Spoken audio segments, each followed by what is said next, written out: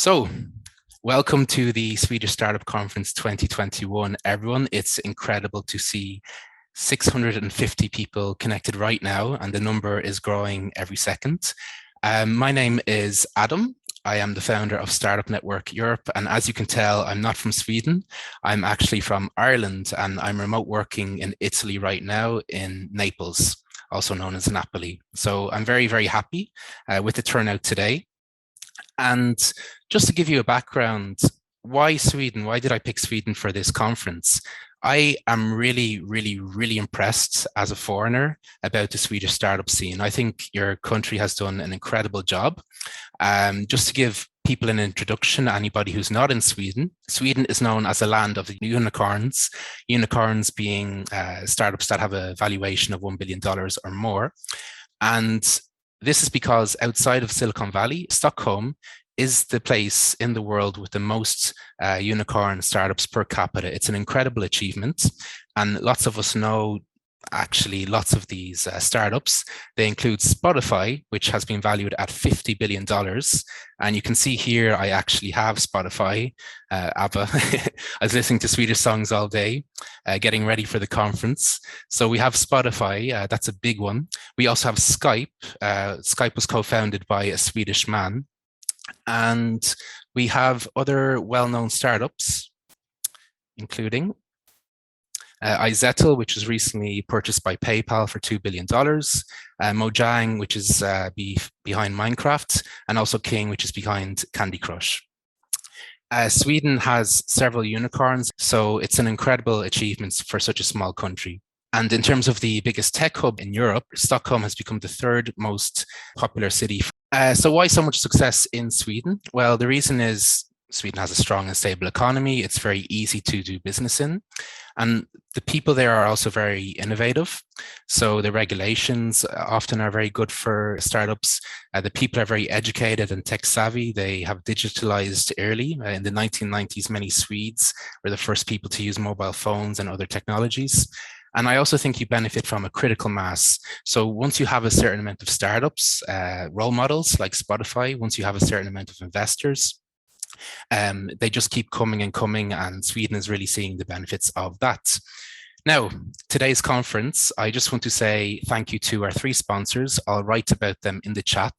They are Twilio, Optio Incentives, and CloudVisor. And our plan for today is very simple. We are going to have a 2-hour event with 38 different speakers in only 2 hours. And 27 of these speakers will talk for only 2 minutes in the Silicon Vallgatan section. And most of these are Swedish entrepreneurs who are based in Sweden. Then we will have a Silicon Valley section where we will have Swedish entrepreneurs who are in the United States or have experience in the United States, because every startup dreams eventually to go to the United States. If you look at Spotify, if you look at different Swedish startups, unicorns, many of them were bought by American companies, and now they mostly operate in America with bases in Sweden too. And then we will have fireside chats, and these are really good. We'll go more in depth. We'll have 4 speakers where we have a 10-minute conversation. And then finally, Q&A. We'll open up the chats. We'll answer your questions. That's where it becomes more interactive for the audience. Now, in terms of the actual conference, the Silicon Vallgatan section, our first speaker will be Alexandra, and the question for everybody in the section is actually the same. It's a really good format because it results in very open answers. And Alexandra, the question for you is, what is your biggest learning from the COVID-19 pandemic and your top tip for moving forward? Alexandra Högman, you are co-founder of Mediatool, which is a marketing optimization platform which gives marketers one place to review their marketing activities, campaign plans, and yearly summaries. Right, Adam, thanks for that intro. And thanks for having me. As mentioned, I'm Alexandra, CEO and co-founder of Mediatool. We are a Swedish SaaS company, but went global from day one. And our first customer were in the States. But we run actually everything from Sweden. And since we're based in both Stockholm and in Malmö, already from the beginning, we had our headquarters in Google Hangouts. And we have one important rule, and it is always camera on. And I think this is extra important where you're not able to see each other, today due to Corona in the office or having those kind of chit chats next to the coffee machine every day. So the importance of communicating visually is essential. But when running a company remotely or semi-remotely, it is even more important to build a culture of trust and care of each other, especially when you not meet so often. And try to find fun ways of doing that. So everyone feels they're a part of the company and align where the company is heading. So I would say through using great collaboration tools such as Hangouts, Miro, and Mediatool, of course, we managed to build a very successful company. And basically by using those tools to get us or bring everyone closer together. So my best tips of going forward is number one, find and recruit the best people, even if they are remote. So, to use of that kind of global recruitment platform that are available today, and find the best. And if you use both people remotely and have people in the office, make sure to build a culture that works for the both. The second one is to take the opportunity to engage even more now with the customers or potential customers. Now when they are used to online meetings, then maybe it's easier to find a 15 minutes slot to sneaking a meeting with them. And the third one, I would say no matter what, if it's a pandemic or not, always try to focus to build the best product within your market space. Brilliant. Thank you, Alexander. Thank you. Really good tips in a very short amount of time. So folks, next up, we have Sara Wallin, Chief Executive Officer of Chalmers Ventures. Chalmers Ventures is one of the world's top-ranked incubators and one of Sweden's most active tech investment firms. She helps Swedish science and knowledge-based impact tech companies to succeed by providing venture capital, knowledge, and contacts. Sara, welcome. Thank you.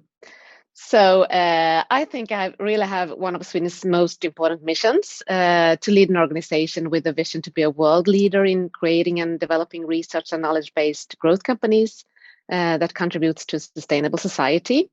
And Chalmers Ventures start and develop tech companies together with some of the brightest brains in Sweden, researchers, students, and alumni entrepreneurs, mostly from Chalmers Technical University, but also from other Swedish universities and spin-outs from our industrial partners. We start 15 companies every year and make 15 exits.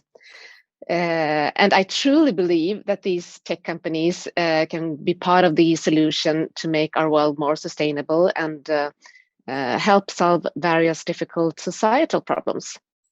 So has the pandemic had an impact on how Chalmers Ventures operates, or is it all business as usual? Well, it's been a bit tricky, especially for me, starting as a new leader for the team in 2020 and don't have the possibility to meet all my colleagues in person. But I think the team has been fantastic, and like the former speaker said, it's okay to have digital meetings. And my team digitally transformed all our programs last year, and the need to keep the wheels turning have dominated everyone's attention in 2020 and 2021, and both for Chalmers Ventures team and for our portfolio companies. And our portfolio companies have actually performed better than ever during the pandemic year, and our portfolio and alumni companies are now worth 12 billion Swedish crowns. And we are now focusing on rethinking and prepare for the post-pandemic world. So now we put all our energy into building successful companies around what we believe is our greatest future challenges, curing diseases and fight future pandemics, global warming, food sustainability, and also transforming industry. So as I said before, I truly believe that Chalmers Ventures tech companies can be part of the solution to make our world more sustainable. And that's why I think I have one of Sweden's most important jobs. And what I think we all should focus on, and that I hope here today, is that you join us and lead the change when it comes to our planet's challenges for the future. Okay, Sara, thank you very much. Sounds like you're doing great work. Our next speaker is Linus Kullänger, a founder and CEO of Care2Translate, which is a digital medical translator for healthcare staff and patients. The app serves as a complement to human interpreters in healthcare and is available 24/7 on smart devices. Linus. Thank you so much, and thank you for having me here. Our biggest learning during the pandemic was that, we sell our solutions to the healthcare organizations. And this was, of course, quite sensitive because during the pandemic, they were greatly affected by the pandemic, and they had very little time with us. We actually started our B2B sales last year, so it was very difficult for us to get meeting booked in the beginning because everybody was busy with other stuff. But they also had to transform a lot in concerning how they did like all of the external meetings. So this is a very slow industry, and they had to be making like really sudden changes very fast. And in just a few months, like all of their meetings went remote. And before the pandemic, we had the type of sales where we went to the clinic and we talked to the patients face to face. But we learned quite quickly that we could do all our sales, including the demos, onboarding, and all the pilots we did with the clinics. We could do them remote. So for us, this was like a huge learning for us because this increased our effectivity. It decreased our cost immensely. While it was also even better for the healthcare organizations, but because they can put less resources on the meetings with us and be much more flexible when to have the meetings and how to put up all the type of pilots. So I think that's our biggest learning from this, that all of the sales can actually be done remote. And as I think Alexandra said in the beginning, we were the same. We already worked digitally in the organization with Google Hangouts. So for us, it was not a big transition. But we will probably not go back the way we did sales before, as this makes everything much more scalable for us. It doesn't matter if there's a customer in Sweden or if there's a customer in France. It's the same for us. One tip or one pro tip I would give is that you should really listen to your customers and the potential customers, and really dare to adapt to their needs and do it quickly. As a general thing, as a tip, I would say always go for what's most scalable, best practiced, and always the lowest fruits hanging.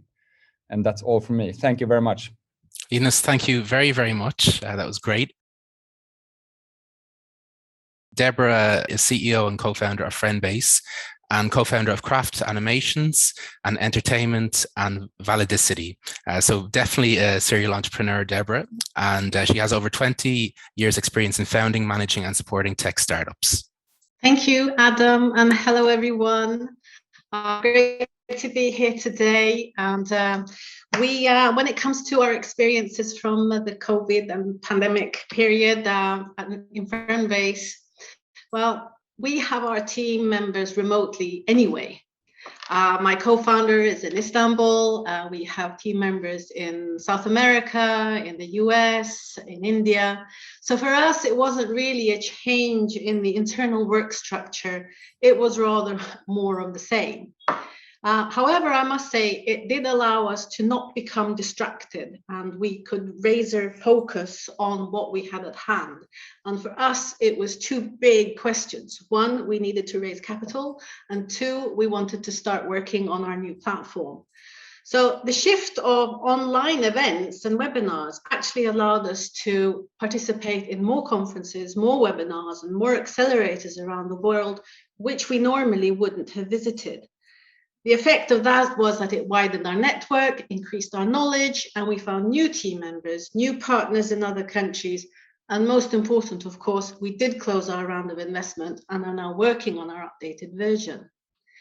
An important insight for us was how easy it was to book back-to-back meetings, ending up skipping lunch or just having a snack in front of the computer, and the work day becoming quite blurry. And that brings to light the importance for us of having a good work-life balance. So our tip moving forward, both internally and for others, is to think of that when it comes to the work-life balance, to create a stress-free, healthy team, and through that also a sustainable organization and business. Thank you, Deborah. That was great. And next up, we have Sami Sulieman, founder of Plexian and Affärsänglarna in Malmö. I tried my best Swedish there, Sami. And Sami is a serial tech entrepreneur and investor with an IPO under his belt. He backs innovative and disruptive teams who bring real value to the marketplace. Thank you. So Affärsänglarna is the Swedish word for business angels. And my biggest takeaway during when the pandemic hit was we were on our way of doing an IPO and all money dried up, and we realized that we had to rethink how we were going to both launch and finance our startup. So we had to go to the core of our mindset. So stuff, and we've seen that stuff that typically takes 6 to 12 months can be done in a week or two if you just have the right mindset, if you have the right focus, and if you don't believe in all these impossible things, all these it takes this amount of time and so on. So my takeaway have been to question all beliefs that the team has, and all aspects of building the tech, building the team, building the growth, building partnerships. We've seen during the pandemic from several aspects, and in both inside tech companies, but also outside, that stuff can be made really, really quick. Good change, massive adoption can happen really, really quick. So what I'm looking at now is the mindset of founders and of the people that we want to recruit, making sure that people are flexible and having an open mind, isn't fixed in the way that stuff has been done and how they should be done, and not wait for a crisis to hit to start excelling. So that's my biggest takeaway. Challenge all known truths. Challenge all known truths. Thank you very much, Sami. And next up, we have Alexandra de Wever Treschow, CEO of Aprovix. Alexandra is an entrepreneur with a history as a health sector management consultant and researcher in biotechnology. She has a PhD in medicine from Karlsson Institute in Sweden and an executive MBA from Quantic School of Business and Technology in the USA. Hello, Adam. Thank you for having me.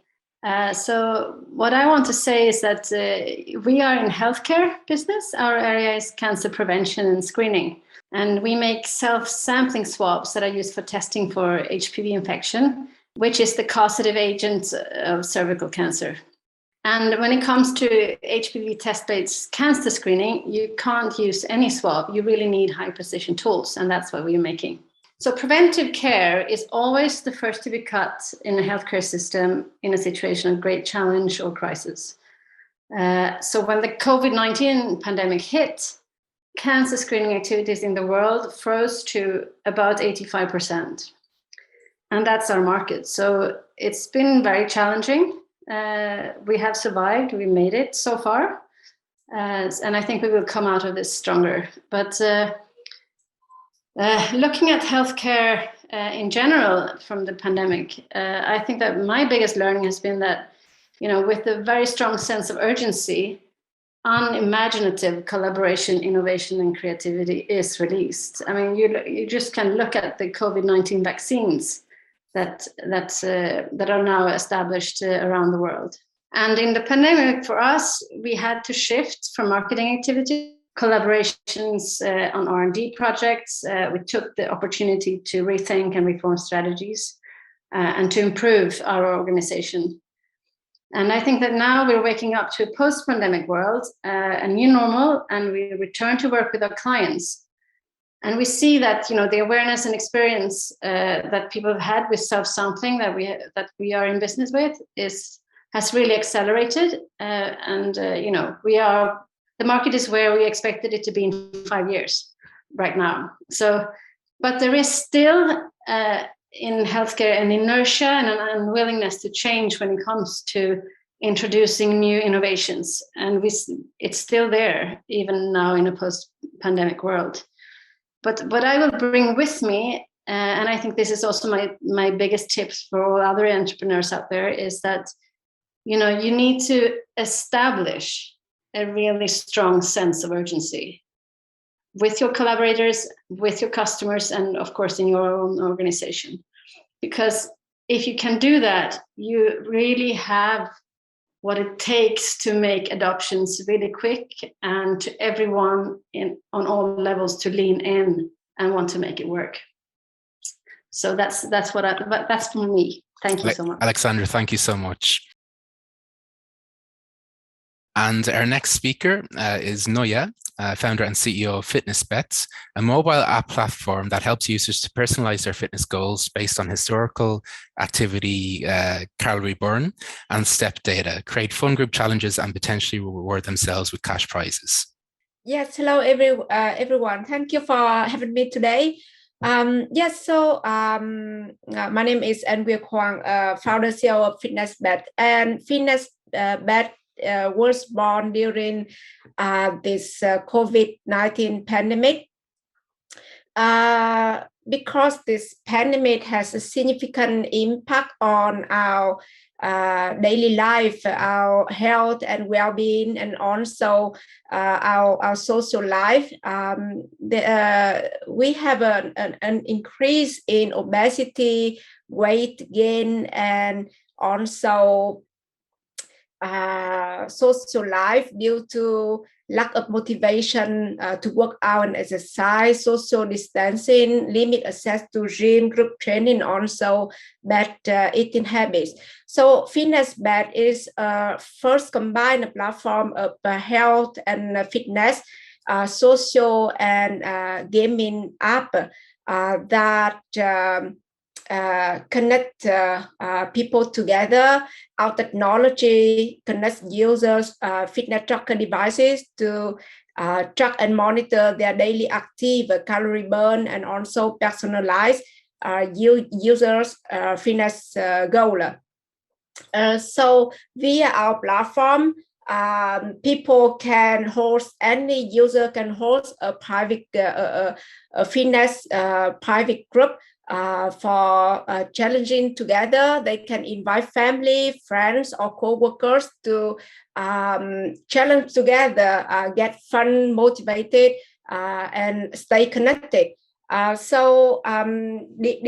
the pandemic, I decided to build a startup in a way that I don't hire any developers locally in Stockholm where I'm living, but all developers, they are offshore outsourcing. And it was, we working very well together. So every day we have Google Meet. We use Google Meet for meeting, and also on kind of GitHub and work together for the code base. So everything is going well, and I think that the pandemic is also a way for us to have a different type of idea. Is also opportunity to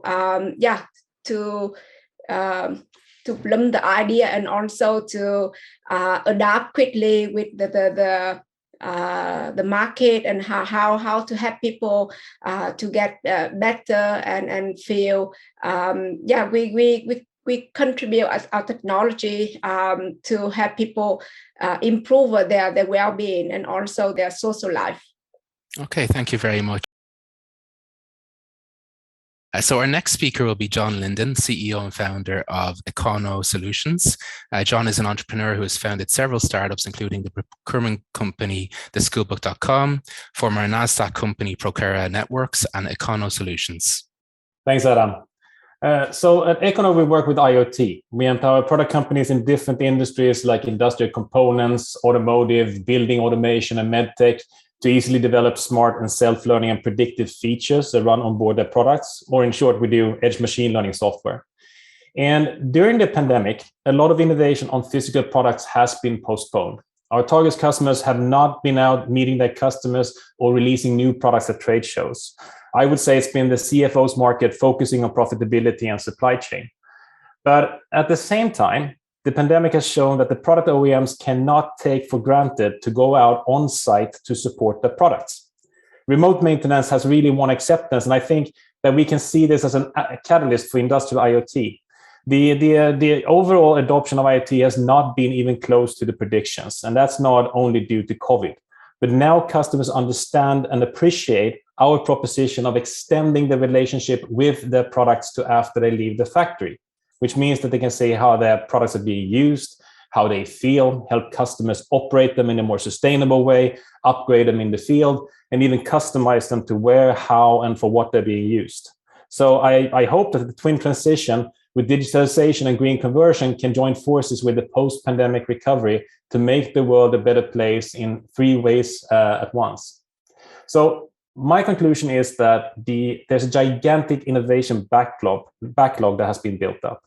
And now CTOs start getting the question, what's next? And when do we have something new to offer? And I'm convinced that this will drive a longed-for transition from pandemic stagnation to hypergrowth for innovative pioneers like ourselves.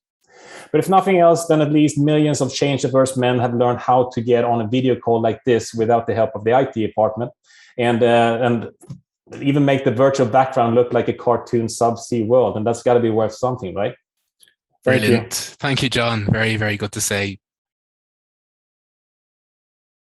So our next speaker will be Lek, CEO of Sunroof. Lek is an active angel investor who has served as a founder and CEO for several startups across Poland and Sweden. He sold his first innovation at the age of 18 and has had his own radio show and TV shows about innovation. Hi, everyone. Our learning from this has been that in such a black swan event that actually no one knows what will actually happen.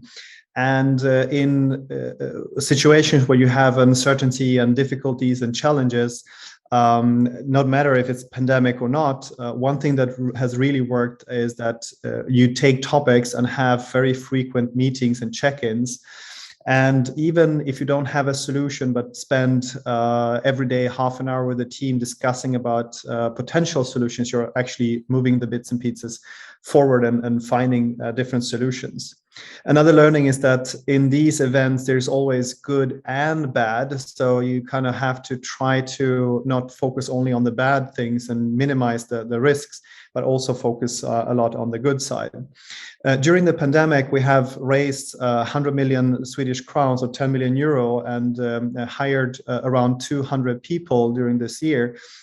So in terms of fundraising, the one thing that has been important is to address the different risks that is involved with your business and the pandemic, but also to actually fundraise a little bit extra money so you have a buffer because you don't really know what's happening and no one could foresee that we're in the third and fourth wave of the COVID. And I think this is especially important if you're having a physical product with supply chain difficulties, which are very prominent right now. In terms of hiring and in terms of people, it has been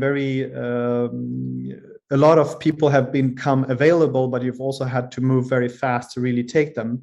And we have the remote first or working home office a lot. What has been really, really important is that you have to be extra sensitive for people that are not used to work from home, don't have the right circumstances to work from home and really take care of them if needed.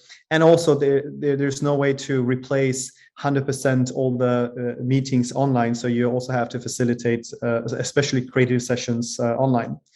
And one thing we've also learned is that people can engage with extra force and engagement, where it's us versus COVID, and really, come through different challenges that has been prominent. But one thing I've also learned, and the last part, is that we get effects of the pandemic long term. They're coming with a delay. So even if we are trying to normalize and feel comfortable right now, I would say that this is not the time to relax, and you should really, be on your toes still.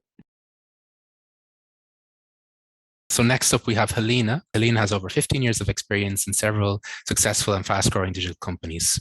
Thank you, Adam. And when I was thinking about this question, I realized that it's very easy to come up with just empty phrases. But what happened and what I saw was there was enormous stress test, of course, of the organization.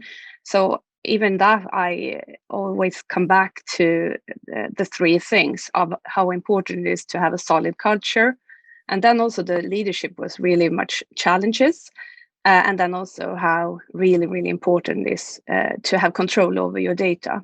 And what I saw from my experience, that the corporate culture that you have, that you embrace change. So if you have already implemented an organization that really embracing change and see change as a natural thing, then that was really, really a very good thing during the pandemic. But then also it could also be in terms of the decision making, because if you have the decision making very, very much on individual basis and the mandate, that was really a success factor, what I saw. But then also, of course, how it's very important to have control over your data. So in the big decisions, you can also have data as a guide in that. And when it comes to the leadership, it's not about anymore to being like, the boss over processes. It's actually now, even if it's like, maybe, you heard it before, but now it's about being a leader over humans, because there were like people who were going through individual crisis and stuff like that. So that was like super, super important. And then also embrace the self-leadership. And then also see, really value the operational ability in people. So there were no time for strategic thinking, and that you need to value the operational part. And I think also going forward now, it's we have a great confidence and a strong, as you said in the beginning, an innovative ability in this country. I mean, yesterday we saw WIPO's Global Innovation Index, and Sweden is number 2 on that list. I mean, that's amazing. So I think also we need to really take care of this confidence and that in this country. And I think also a very positive thing when I see the VC scene is actually undergoing some structural changes. And thanks to VC companies such as Backing Minds and others that really drive diversity in the VC scene. And then also I just see that how important it is, prepare the corporate culture and yourself for another pandemic. And let's not hope that will happen. But if we could use this, in our memory and don't forget and try to stay focused on that, we will be even better prepared if the crisis comes, and let's hope not. And if you are an international company, I will go and give you my best advice. Hire a Swede. Brilliant. Okay, you have to know someone who knows the local market. Great. So next up, we have Karl. Karl is CTO and co-founder of Avassa Systems. He has spent many years solving for automation and orchestration. At Avassa, he spends his day obsessing over how to deliver a distributed edge control plane that developers and DevOps love. Very brave. Well done, Adam. Thank you for that. So we founded the company Avassa then to build what we hope to be a great solution for, like Adam said, managing applications on distributed edge clouds in a simple and secure way right before the pandemic hit. And I mean, really a couple of weeks before limitations and guidance around physical presence in the public and office spaces came about. So this means that we did kind of all the pre-startup preparatory work and lots of thinking, but we had not actually started coding and documenting to any great extent. So we really had to shape our actual ways of working and start creating a team, not through physical huddles, which is kind of the intuition we have, but by meeting outside and in people's gardens, and eventually moving completely to online meetings. And our biggest learning from doing that and going from a very early position to closing a funding round, having launched a service as a service product, and a number of trial users today is actually twofold. So kind of looking inwards, and for kind of deepish tech companies like ourselves, the general answer I found for most internal questions is there are tools and best practices for that already. You know, the precious little had to be reinvented internally. We had to do some recalibrations, and you may have to do that for your own team and context, but I was really surprised by how much communal knowledge there is, even, you know, as I started asking around. And if nothing else, I clearly feel, and maybe this is one of Adam's points, this is a little bit of a vindication against my own, if nothing else, sweeping generalization of Swedish company culture of being self-centered and kind of close to the chest-ish. I got a lot of very, very empathic and nice feedback and help thinking about how to adjust to the situation. And secondly, again, for our space, which is again aimed at bringing about something of a revolution around how to run applications outside of the public cloud and across distributed edge clouds, it's been very interesting to see how this kind of extraordinary situation has helped bring about discussions with our users about kind of bigger picture challenges rather than over focusing on details. I had personally and kind of intuitively thought that as an industry, we would step back and step down to purely tactical interests, but I've very much experienced the opposite with our user base. And to finish up, my top tip for moving forward is to kind of keep building on these insights. Sharing experiences across peers in your industry is a great thing. And I was surprised by the amount of empathy and willingness to help as we got the company started. So I'm going to keep doing that for sure. Thank you, Carl.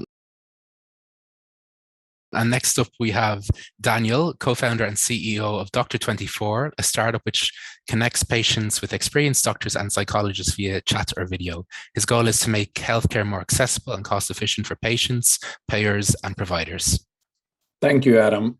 I think my biggest learnings go along the lines of what Alexandra and Helena mentioned earlier. My company exists in the intersection between digitalization and healthcare. So, of course, this has been quite a special time for the company. And for me, the biggest learning has been how quick change actually can happen. And in this case, I refer to sort of change within the healthcare industry, but also the need, which Helena talked about, the need for us as organizations to stay flexible. Because when I sum up the year 2020 and 2021, they will look very different from the plans that we set forward in 2019. Digitalization of healthcare has taken a huge leap from when we started the company about 5 years ago, when the number of online consultations were quite small. Today they've grown by more than 10x, and basically every region within Sweden is using digital tools to provide consultations for their patients. And we see an increase in not just volumes, but also in the user base, where new geographies are growing and also demographic groups are using the tools. And that is a transformation that normally would have taken at least twice, if not 3 times as long as it has over the COVID pandemic. Going forward, I think very much stay flexible. It's about building a culture of change within the organization, as we mentioned before, and ensure that you understand the changes and adapt to them as quickly as possible. And my other advice would be join a health tech startup or scale up. There's so much to do. We're just at sort of the beginning of the transition. There are lots of verticals which have not been addressed. Prevention is still an area where lots needs to be done. And I think it's a great space to operate in if you work in Sweden. So join a health tech startup. Hey, thanks very much. Our next speaker will be Martin Landen, a co-founder and CEO of April, I think that's how you pronounce it, a social commerce platform that connects digital influencers, lifestyle media retailers, and consumers through smart digital tools. His company was actually acquired by Klarna this July. Hi everyone, great to be here. Yes, exactly. We're technically not a startup anymore since we were acquired by one of the unicorns you showed in the beginning of this session. But I guess I snuck in here. I got the invitation beforehand. So Apparel is a software for e-commerce companies to work with influencers and other creators to drive sales.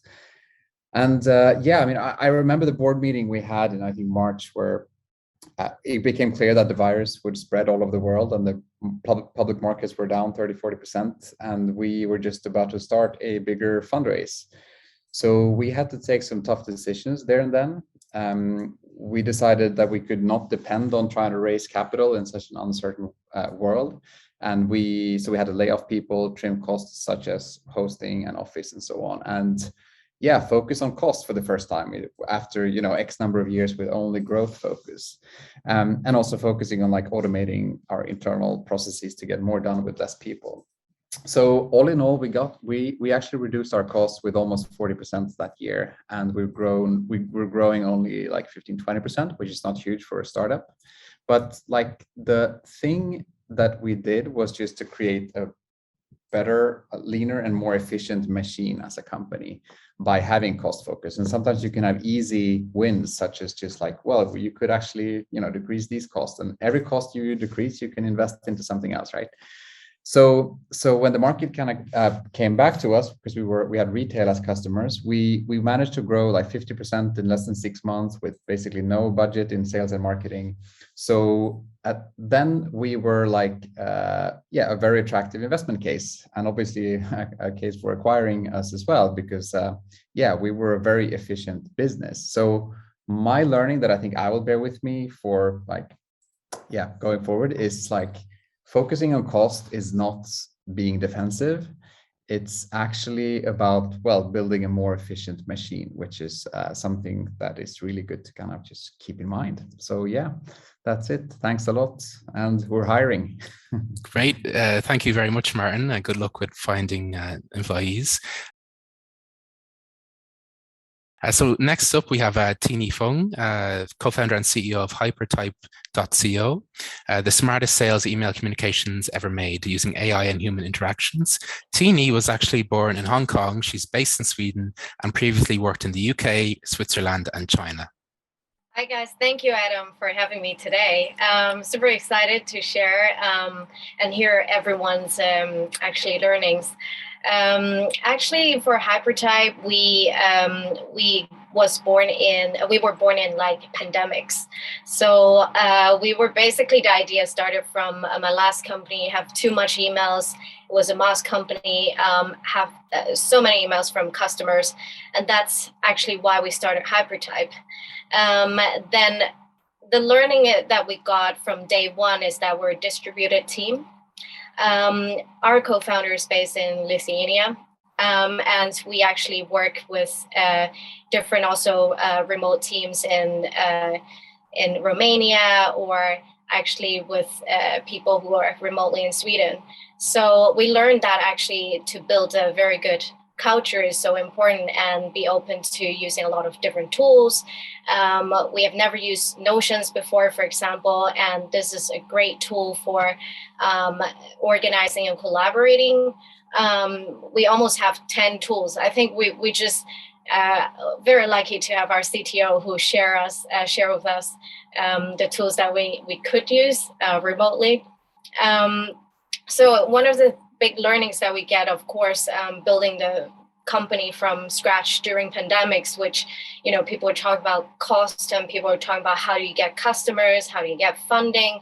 And we started actually from Ansler, and it has been a really great journey to have a platform to support you during the hard times where all customers do is mostly virtual meetings. And all of our fundings, we got our first funding through virtual. Everything we got was virtual. So the biggest learning is that never be afraid to ask. And even if you haven't met before, you could actually get there. the way we actually do customer as well, we start with very low-hanging fruit. Some of the speakers I've mentioned before, and actually something that is easy to launch, and because people are price sensitive. So it's basically adjusting to the markets and listening to your customers. For funding wise, we are basically really reaching out to our network. I think it's really good in Sweden that there's a very close network. So we're really trying to start small first before really going global. People are always talking about global, but we always start with local markets. And maybe beware of that. There could be a lot of programs nowadays that is remote. So we recently got into Plug and Play Accelerator after Antler, and this year they're doing it remote, and we actually expand our network globally by leveraging other platforms that turn remote. So yeah, and don't stop innovating. Because actually you don't need to be a tech person to keep innovating. It's good to be open-minded and just listen to your team. And it might not be 9 to 5 for everyone, but actually we found that it's more effective to be open for like a flexible work culture. So hope this inspire everyone. Thank you, Tini. And next up, we have Eric, founder of Pledged, a Sweden-based startup that develops smart connected lighting solutions. It prides itself on developing everything in-house. Great, Adam. Thanks for having us. As a hardware manufacturer, I'll mention some of our tips and our way forward after this pandemic. The first tip would be to look at hardware development similar to software development and make sure that your processes are set up for rapid changes and accept that what was planned a month ago might need to change. And as we all know, during this last year and a half or 2 years now almost, it's been changing every week, or it feels like that anyway. So, and to make sure that the changes doesn't affect your quality, you have to test a lot. So test often, test thoroughly, and test as much as you possibly can. We started early with having our own in-house production line to assist the development team. And today we have one of the highest automated production lines in Northern Europe. And without this production line and our tight integration between the development team and the production, we would have been able to respond so quickly to the various chip shortages that you hear about all the time. And thanks to this, we've been coming out of this without any major delivery issues.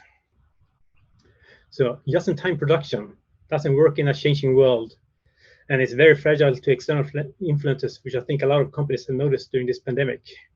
For ourselves, after an enormously successful launch, we learned the hard way that it takes time to ramp up production if you don't have the required components on stock. So thanks to our increased stock level when we got into the pandemic, we had time to adjust the production and exchange the components depending on what's been available on the market. So we've always been able to manufacture to the need of the market. And we're always working with multiple suppliers, production partners, and components to ensure that our manufacturing can be as redundant and agile as possible. So my final tip to all of you out there is really expect the unexpected. So thanks for that, and back to you, Adam. Thank you very much, Eric. And actually, in our Irish Startup Conference, we had a top startup founder who said the same thing. So very good to hear that from you too. So next up, folks, we have Magnus, founder of Doctrin, winner of DI Startup Tour, and now he is CEO and founder of Nudge Labs, which is making mental well-being easy. Then let me be a bit more pessimistic, perhaps. So what happened in the 90s with the introduction of the mobile phone and emails was that the boundaries between work and the private life diminished. And I think what everyone has been talking about now is remote work. And remote work, when you look at the research and look at the studies, you see that remote work improves productivity. It improves even effectiveness somehow. It might not boost culture. It might not boost learning. But there is another problem, and that's the fact that again, we are taking away the boundaries between work and private life. So what the data now show is that sick leave has reduced. But that's not because people are less sick. It's because they work whilst being sick. So I think it's, and I think that is one of the reasons, well, it's not the main driver, but it's at least one of the reasons why we are doing what we're doing at Nudge Labs, making well-being easy, because I think it's even more important now for employers to really look out for their employees. What employers now tell us is that they now understand that they don't have good visibility in how their employees are doing. My point of view is they never had in the first place, but now at least they are aware of it. So I would say that my tip is to, really benefit from all the positives of working remote, but just be really watchful on the detrimental side of it, and really making sure that your most conscientious employees, the most purpose-driven employees, the most passionate employees are not working too hard and risk any stress related on health. Okay, Magnus, thank you. That's great. So next up, we have Martin, CEO of Biotech, and PQ Farm Biotech develops innovative enzymatic products that provide an effective way of removing organic pollutants in water environments. Martin, I love getting words like that right. I look forward to hearing from you. Yeah, thank you very much. And thank you, Adam. We work with wastewater treatment, so it's a big, large industrial installation. So for us, we work very much on site. So of course, it was a big challenge for us during this period, handling all these different projects that we're running. And on top of that, we actually were making a capital raise exactly during the initiation of the pandemic, and they actually managed to close it in April. So it was successful in that, and we're really planning on scaling up the company quite large. But those plans changed quite drastically, and I think that's a big part of what we really want to share about this period in our journey, and that's the short-term goals for the capital raise was, of course, changed drastically. The expectations were dropped quite low compared to what we had said initially. So what we did instead was that we focused really on streamlining the organization. And I think this is a typical aspect that many startups are talking, or scale-ups are talking about, that you usually carry along a lot of dead weight in an organization when scaling up. We took the chance during this period to really go through and looking into the core of the company and making the organization much more efficient, focusing on the core business and actually scaling down the organization a little bit. But in the end, we ended up with a much more efficient organization, and we can handle way more projects and way more customers with a smaller organization. So today we actually feel much stronger in the position we are today, and thanks to really taking the time, taking the hard decisions to really look into the business and trying to reassess what is the core business, streamlining the organization and the processes that you have internally to focus on those things. We came out much better from that, and I think we had a good opportunity to do it during this period, but I think that's something also any organization should do when they are starting to scale up their businesses, and something I can only recommend to do. Thank you. Great, thank you very much, Martin. And next up, we have Gordon Savage, Head of Solution Sales at Apsys, a Swedish company which delivers powerful solutions for marketing automation, e-commerce, lead generation, segmentation, and email marketing. Apsys currently has offices in 7 countries and employs over 230 people. And Gordon actually was founder of a company called Inometrics, which was purchased by Apsys. Adam, thanks for the intro. Hi, everybody. It's good to be here.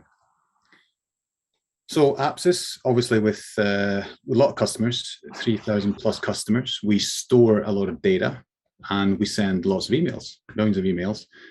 And 3 takeaways I have for you in the next minute 45. Firstly, digital has become the new norm for us at Apsis, and of course for a lot of you as well, that's no surprise. But in terms of selling, we had been still reliant on the physical meeting, so it was a big challenge for us to redo how we sell, how we service, and also internally cooperate in the sales process to be more digital. We managed that in a very good way, but again, it was a challenge. Secondly, content. A wise person who will be speaking in a few minutes once said to me, content is king. It still is. From an email perspective, content has become more enticing over the COVID pandemic. What we've seen a huge difference in terms of how emails have been sent, in terms of creativity, innovation, videos, case studies, focus on the CTA, also in terms of response and response rates, thinking of the time and the space that you have in emails to be more relevant. So that's been a big impact. And that's led to the third point, having seen performance increase. So we've seen that response rate's gone up 28%, also subscription rate's gone up 27%, and click-through rates going up as well. So the performance has changed dramatically. Good for an email company. And personally, I would say it's quickness and adaptation to the change. You've all said it, but I think always new things are thrown our way is how we adapt. So next up, we have David, CEO and co-founder of Rementi, an app which helps individuals and businesses reach their full potential by promoting well-being and performance. David has frequently been featured in international media such as the New York Post, The Telegraph, The Guardian, and Dagens Industry. So Rementi is a mental health and well-being app for individuals and businesses. The idea for this is something we had 10 years ago, and I could tell you for the past 8 or 9 years, it's been an uphill battle. But with the pandemic, this totally changed. So I think that's one for the grit, at least. So my biggest learning from the pandemic has been to have an agile mindset. An agile mindset to me means that you're able to cope with internal and external changes and bounce back from difficulties, and in the process challenge yourself, make the best of the situation and adapt to it. And the pandemic is a textbook example of what happens when we don't know what's coming next, and the rug of everything as we know it is pulled from under our feet. When we don't know where things are heading or what will happen next, we find uncertainty, which mentally translates into anxiety and stress. So the pandemic has shown us that it's vital to work with our mental state and resilience to manage what's going on around us. And I dare to say that this is the major driver to success today. The ones that have done this, and we have heard several successful examples already today, and have adapted to the new normal, they've been able to come out of the pandemic even stronger than before. And, you know, digital adoption has been accelerated with several years. The pandemic has also challenged many of our limiting beliefs, such as, can you really work from home? Can you have virtual sales meetings instead of physical meetings, etc.? Well, it appears that we could when we add some humility and agility into the mix. And luckily for us, our company, awareness around preventive mental health and well-being, a topic we've been working with for several years, has finally been put in the limelight. So my tip for top tip for moving forward is to challenge yourself, be agile, and be humble, and take care of your well-being in the process. Because if you do that, that will help you prepare for what's coming next, whatever that might be. Back to you, Adam. David, thank you so much.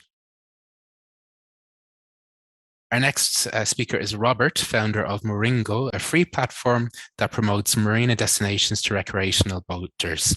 He is passionate for boating and the environment. Yeah. Hello. Can you hear me well? Yes, all good. Thank you. Thank you very much. Well, I'm on the boat now, of course. And our biggest learning actually from the COVID is that crisis can be really good. And, we are in the recreational boating business. And that's where we have a platform where we make marinas bookable. And then consequently, boaters can book these destinations. And I mean, this has been is a big problem for boaters because like 94% of them are stressed because they just go out there and go to these destinations and just on chance and hope that it will not be packed when they arrive. And this has been like this forever. And before the crisis, no one expected marinas to be bookable. But we in 2020 increased our revenue with 400%. Now everyone is expecting marinas to be bookable. No one wants to be arriving at a packed destination and close, have or a full destination. Too many. So I mean, people learned really to use digital instruments, and for our sales were really improved because before we had to go to all these remote destinations, but with now, I mean, during the crisis, everyone learned that remote sales is perfect. And so for us now, we are rapidly expanding to new regions thanks to the crisis. We are starting up in Finland, Åland, Estonia, Croatia, Greece, Turkey, and even Australia this year. And we don't even have to be there. So our top tip for everyone is just to embrace how small the world has become and that your market is just around the corner. It wasn't that before. So yeah, for us, crisis was really good. Thank you very much. Thank you, Robert. And as an Irishman, remote working in Italy, I can totally agree with you, hosting a Swedish Startup Conference. Speaking of Italy, next up we have Francesco, a CEO and co-founder of Piloxa, a startup which creates digital solutions for pharma and research institutes to better support patients. He is originally from Italy and has been based in Sweden for many years. Hi, Adam. Thank you so much. Actually, it's really fun because I'm also working remotely from Italy for at least a week more. Then I'm back to Stockholm. So, well, we share a lot of things here. And I was reflecting about COVID, and I think that the main reflection about it is like when massive changes happen in a landscape, there is a lot of movement, there is a lot of opportunities coming up. So what I suggest is like when they hit, pause for a second, take a breath, and then keep in touch with your market. So for us and for a lot of other companies we're in contact with, the key aspect is about defining clear success metrics to test your value proposition and do it as much as possible. So get in touch with your market, test your value proposition, and be agile in identifying new needs, new opportunities, new openings. So the goal would be that while you are at the test 100, the other ones are still market researching. So in that sense, you build up so much knowledge directly connected to an outcome. And that knowledge and that iteration speed is what will keep agile and small company, give them an edge into new uncharted waters. So that I would say is a reflection about it. So in other terms, like keep a macro perspective, be patient on the macro and obsess on the micro. If every day you are iterating and you're moving and you have clear definition of success and you're working together, that's going to be a good day and you're going to get opportunities. My top tip, I would say like cash is king. So make sure you minimize your liquidity risks, especially during pandemics, so that you can keep iterating and testing without having the feeling that you're betting your company on it. So it's really important for having an experimental culture to make sure you don't have that kind of Hail Mary idea of experimenting. So that I would say that. And the other thing, I would say build your network. There is plenty of opportunity. There is plenty of ways to do it. Just be mindful that time is the most scarce resource we have. So make sure you build a nice, personalized and contextual way to build a network, and you open up a lot of opportunities for yourself. Thank you so much, Adam. Grazie mille, Francesco. And next up, we have Arvid, co-founder and head of business development at Formulate. Formulate provides world-class analytics for retail promotions by applying artificial intelligence to transaction data. Hi guys, thanks for the introduction, Adam. In brief, so we sell our platform to large online and offline and omni-channel retailers. Going into the pandemic, what essentially happened was that we were planning to self-formulate the traditional B2B sales way. So suddenly we couldn't sell anything because all conferences were closed, we couldn't travel. That was quite a shock. We also realized that the cash we had at the bank need to last significantly longer than we would have expected. And had you asked me, 16 months ago, will you reach your sales targets? I would have been fairly pessimistic. Now, what we did and the learnings I have from this are essentially 4 things. So one thing is, rather than sort of scaling down sales, we turned completely online, like many in here. And since we're anyway online, just growing from Sweden to the rest of Nordics, why do that when we can sell everywhere in the world? So we actually, on a 12-month basis now, we have a 300% growth rate, and we are now customers in not only Sweden and the rest of the Nordics, but also in Estonia, Germany, UK, and the US also, all being sold completely online. And that's selling to large customers like MediaMarkt, IKEA, big German hard discounters. So that was quite interesting. Second thing was that sort of never be lazy. It's so easy when you sort of raise some money, you start to become lazy and you hire people and you sort of get a little bit relaxed, but always try to take uncomfortably high levels of risk, push the team, don't hire too many people, keep control of your costs. And I think the pandemic was a good reminder for, I think, all of us in here that sort of you need to have cash in the bank. So we actually, while growing our 300%, we reduced staff with 30%. And secondly, or like last but not least, building scalable tech and investing in that and believing in that, if that's part of your culture, I think that pays off.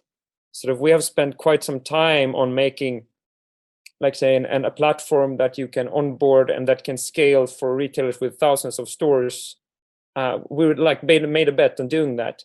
And that hadn't really paid off as we just stayed in Sweden. But when you go abroad and you start onboarding customers like IKEA in the UK, and you go to the US, you onboard large retailers there, you get the proof if your technology scales, and it does. So I can just reaffirm that, like, don't cheat.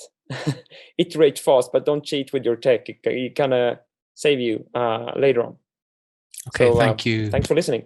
Brilliant, thank you. Next up, we have Johan, founder and CEO of Altered Company, which develops technologies to save up to 98% of water and energy in taps and showers. It has already launched across Europe, the GCC, and the United States. The company's tagline is "Small, Simple Solutions, Huge Impact." Yes, thank you so much. So, as you heard, we're a sustainable tech company that has super simple solutions to water and energy savings in taps and showers. Now, my learning is related to sustainability projects during COVID. So when COVID hit, all companies, understandably, focused on core business. That meant that solutions like us were put on the back burners. Didn't matter how short the ROI was, how good the test went, or how the feedback was. And I think everyone sort of felt like it was a welcome pause for them. So sustainability is complex, and now we have to focus on this. So very sorry. And we just can't let that happen again. I'm going to take my minute here to do the climate pitch. I think everyone here knows that the IPCC reports once and for all has told us what we all know. Like, even during the COVID year, CO2 emissions increased. We're going to reach 1.5 degrees a decade earlier, and every single ton of emission matters. Now, we're seeing that things are getting back to normal or new normal, and sustainability is back in the boardrooms. And the positive side is that we now know that the moment we stop increasing greenhouse gas emissions into the atmosphere, within a reasonable short time, heating will stop. So the climate we will experience in the future depends on the decisions we do now, and every single person has to do what they can. So this is a call to everyone listening. Do everything you can to limit greenhouse gas emissions, because we're still talking a lot, we're not doing a lot. So coming into my top tip here is for start doing. Please, everyone, stop talking, stop evaluating, stop prioritizing projects, stop searching for perfect solutions, stop debating if you should do short-term, long-term. Like, do something, try it out and see if it works. And there are a lot of great solutions out there, not only ours. But don't underestimate sort of small things with a direct impact. We need to start making a change in the years to come now in order to turn the tide on climate change. Thank you very much. Very powerful message.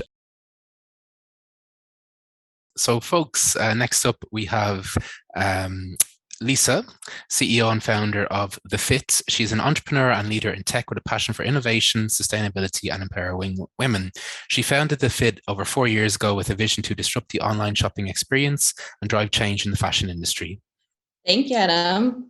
Yes, exactly. We're an AI company that is catering to working to solve the sizing issues in fashion at scale. So we do that with a SaaS solution for personalized size recommendations to online shoppers, but also with actionable insights to retailers to run their business in a more profitable and sustainable way. So we were actually one of those odd companies prior to the pandemic that was already working 100% remote. So I think for us, the learning there was really validating that our way of working was now more adapted and working for other companies as well.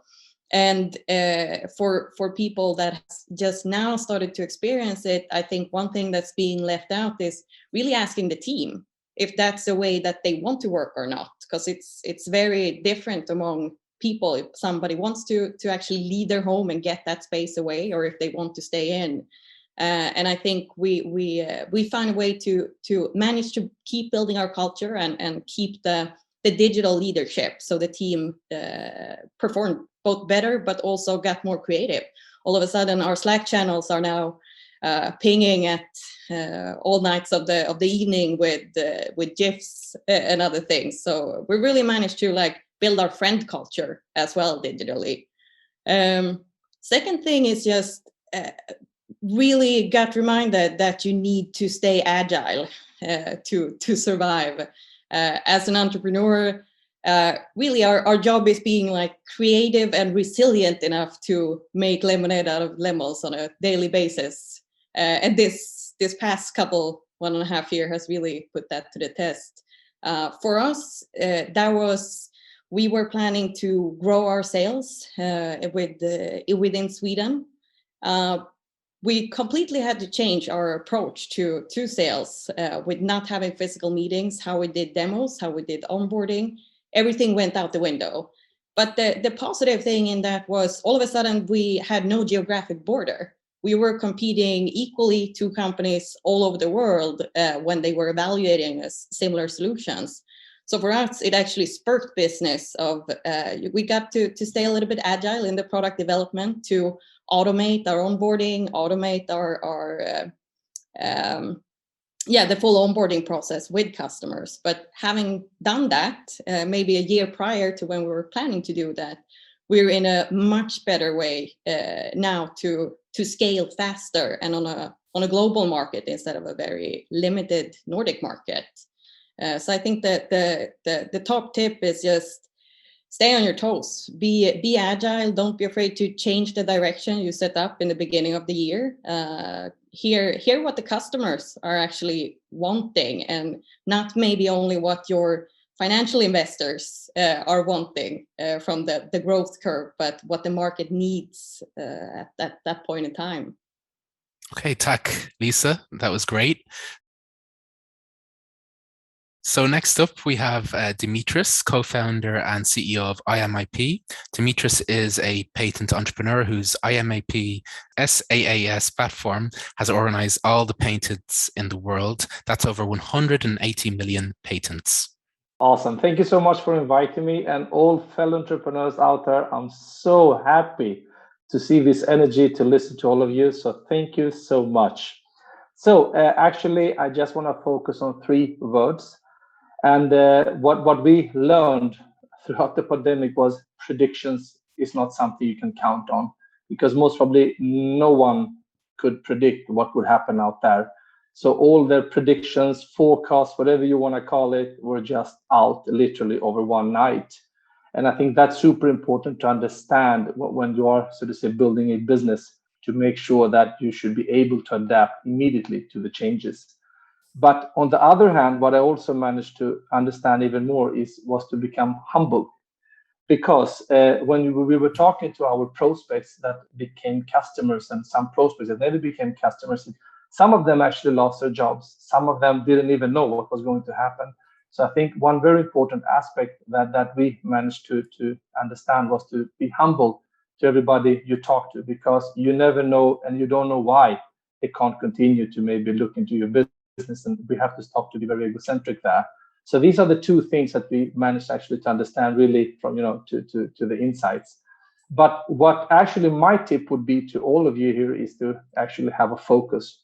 And I think all of us touched upon it here today. But me, my team, and the company, we just focus on the things that we could affect, by working hard, focus on the customers that still wanted our service. And even though we had a pandemic year, even for IMIP, it was the best year ever. And I think that was mainly to the focus that we had in the team, and stop be bothering about the other things around us. And that's it. Thank you, everybody. Thank you very much. And next up, we have a video clip from Jenny, a CEO of X-Shore, a company that designs and manufactures 100% electrical, high-performance, connected and sustainable leisure boats. So the global pandemic of COVID-19 has certainly speeded up the transition both in terms of digital as well as sustainable, so that we are moving much faster into a digital and more sustainable society. And as X-Shore, builder of 100% electrical boat, we are in the midst of these trends. I mean, e-mobility, sustainability, digital, everything is done online. We have boats that are constantly connected, so we're downloaded 150 data points per second. Everything is run by software, and this is, of course, huge opportunities for us.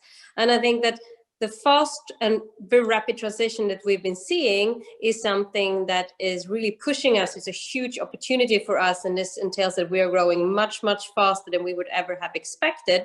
And I would think that this is something that is also true for most other businesses. I mean, sustainability is much more important now than it was just a couple of years ago. And when you look at boats, as for us in particular, and you have staycation being a very big trend and boats are all-time high, we need to very soon transition into a more sustainable boating life. And from my perspective, that is probably true for most businesses. So the more large step towards sustainability, the better. Next up, we have a very exciting section called the Silicon Valley section. And this is actually Swedish entrepreneurs and European entrepreneurs who have gone from Europe to the United States and had success in the United States. Now, our first speaker for this section will be Rickard, founder and CEO of GoodTrust, a secure digital legacy platform for your website, social media, online accounts, and documents. Rickard is an internet entrepreneur with extensive experience in global companies, including Google, Modern Times Group, HTC Vive, and Enride. He is also a future astronaut with Virgin Galactic and founder of WIT Global Women in Tech Network and VR for Impact. Rickard. Hey everyone, great to be here. Thank you so much for that kind introduction. Well, I'm going to talk to you a little bit about how to be successful here in the United States when you come over. So my story is that I came over here with Google in 2009, and then I've been working with virtual reality, streaming, esports, and autonomous self-driving trucks. But early last year, my father passed away, and I got kind of sucked into this. What happens to your digital stuff when you die? So if you think about your online email, your cloud documents, you have online banking, insurance, you maybe have some domain names, maybe even some trading account and some crypto, and you have social media and you have photos in your phone, you have so much in your digital life. If you were to be passed away, hit by a truck today, will your family and loved ones find all of your own online accounts, do you think? And the answer is probably not all of them. And even if they knew you had an Apple phone, would they be able to get the photos out from Apple? And the answer is probably not, because Apple doesn't have customer service. They don't know who you are or who should get your photos. So they will require a court order. So today we have over 30 million dead people on Facebook, growing by 20,000 every day. They're sending awkward birthday reminders. They're on LinkedIn sending work anniversaries. So this is a huge problem. So how do you raise awareness around this? Has been going on forever. So how do you raise awareness around that? And I think, my advice to anyone coming here to the US is that you need to have a very strong story, a story that people care about and it matters. So I think the first thing is how do you tell your story around your business and the impact that you're wishing to make on the world.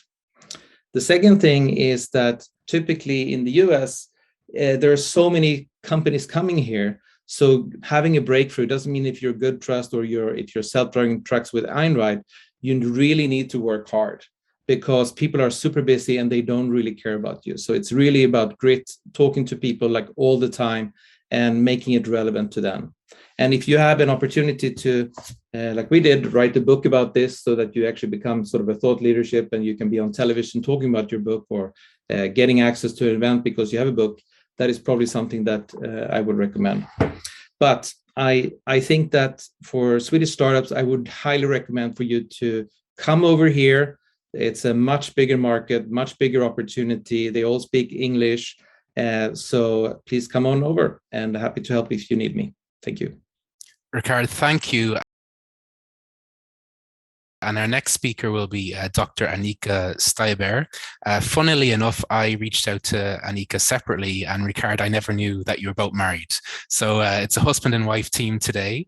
Now, Dr. Steiber is founder and CEO of AS Management Insights and director for the Rendan Silicon Valley Center at Menlo College. She also has a long track record of executive positions in the tech industry, and she has published 7 management books in the past 10 years. Annika, your turn.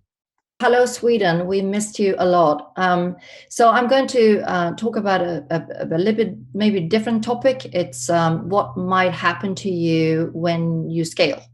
And this is a very common phenomena. As a startup, it's obvious now that you keep innovating and you're fast and agile, and COVID seemed to have made you even more aware that you have to stay agile and on your toes and be humble. And I heard a number of you talking very much like the Silicon Valley startups over here, that never rest, stay on your toes, be humble, and create scalable technologies. I've heard it very, very many times from here. The problem is that even the Silicon Valley company startups, when they get listed, a lot of them lose what was natural. They lose their capability of innovating, they lose their capability of being fast, and they lose their capability of staying agile. And they become more and more bureaucratic. And I mean, if you think about it, that in the end will actually, could kill your company, and you will be exchanged by a new startup. So to stay agile, stay innovative and fast is a pretty important thing. So how do you do that? My focus for the last 2 decades has been on leading innovative companies, not startup per se, but companies like Google and Facebook and Tesla in Silicon Valley. And lately, the last 7 years, I've actually focused on Chinese companies. So I've studied the Alibaba and the Tencent and even Haier, which is one of the world leading hardware suppliers on home appliance equipment. And why I've done that is because they they have done it, and what I hope you will do as well. They have kept being entrepreneurial in a big suit. They have it all. They are acting as a startup. They are creating new business value all the time. For example, Hire has 4,000 projects right now, startup projects, only Hire as a company, that are worth over $2 billion in value. So if you imagine, usually in the old world, there was the old, slow, incumbent against the startups, right? And the startup, the sort of benefit, the competitive advantage was that you were fast, more agile, and more innovative. Now, a lot of large companies have learned how to keep being agile and innovative and fast. And that is in some way of opportunity for you, but also challenge for startups, right? Because they are becoming startups themselves. So what I learned by looking at those companies is that there are a number of principles, what we call management principles, that I would recommend you to try to focus on when you scale. That are hugely important right now, that all of those huge companies are following in order to, as I said, stay innovative, agile, and fast. One is that it's all about ecosystem strategy now. It's we have left the vertical closed company model. It's all about ecosystem, building ecosystem, co-creating together. It's ecosystem upstream for innovation. It's ecosystem downstream to be able to deliver a higher customer experience and higher customer value. So it's ecosystem, all kind of levels. And the most valuable ecosystem is the one creating new knowledge. So past knowledge and historical knowledge is not that relevant anymore. It's all about how fast can you create new knowledge as a company, right? And today, many do that together with others. And the large companies, and here's an opportunity for startups, they need you.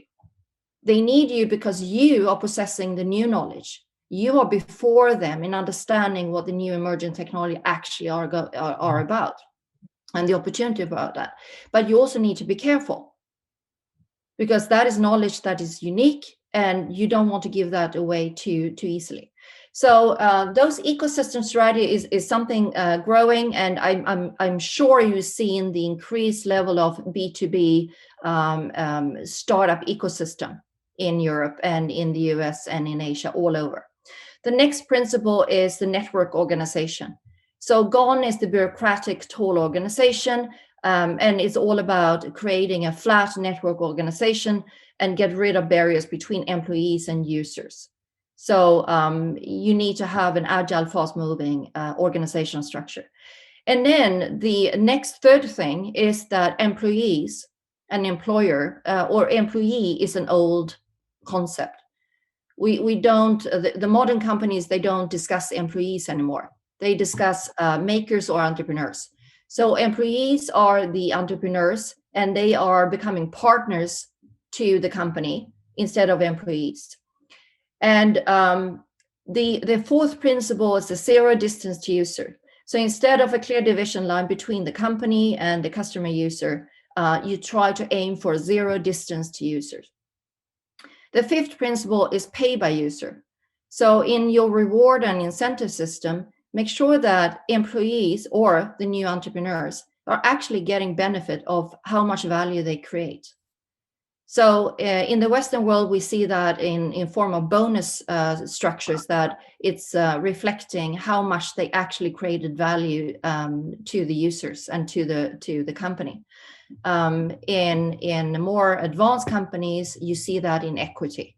So the employees are taking ownership of new businesses and can actually be multi-billionaires themselves. And then the sixth concept and principles that they follow is the new leadership. So it's all about the coaching and decentralized leadership. Gone is the command, control, and top-down leadership, which is maybe more natural in Sweden. With that, I would like to hand over to Adam Fulham again, and I hope that you are not one of those startups that is going wrong on a path and developing as a professional company and choosing the wrong path, which is the old way of thinking of organization, leadership, and so on.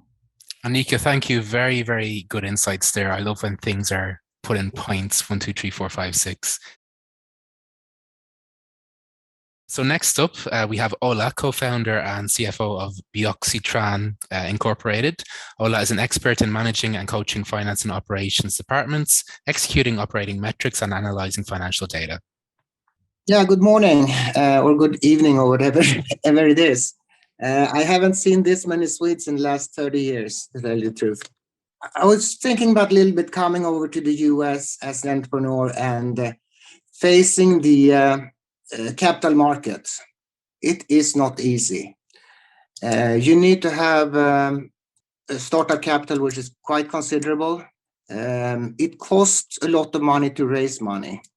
Non-dilutive side is more like apply for grants, but as an agile company, when you will receive the grants, you've already done everything. So you can't use the money. You can go with loans. For a startup, it's extremely expensive and you can often fall into surprises. Sort of that they use terms that you don't know of, type dilutive issuance and cashless exercise that you will hit you back in 6 years. And you can lose a lot of equity in your company, even though you didn't believe so.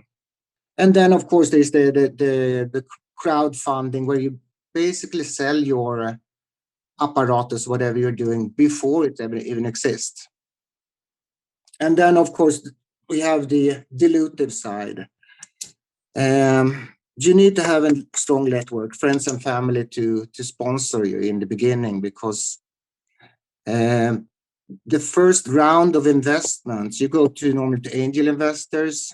You have to participate in a lot of conferences, trade shows, startup events, pitch events, and they're all costly.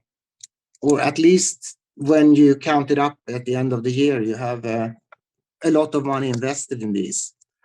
And in the beginning, they take a lot of your equity. Because the first type, the angel investors, they want to have a, let's say, compound interest over the term of the ownership of basically 30% a year. You go forward, you go to VC funds, they request something like 20%. So this has to come out of your equity. And if you're not careful, there's a lot of the company that can go lost in this.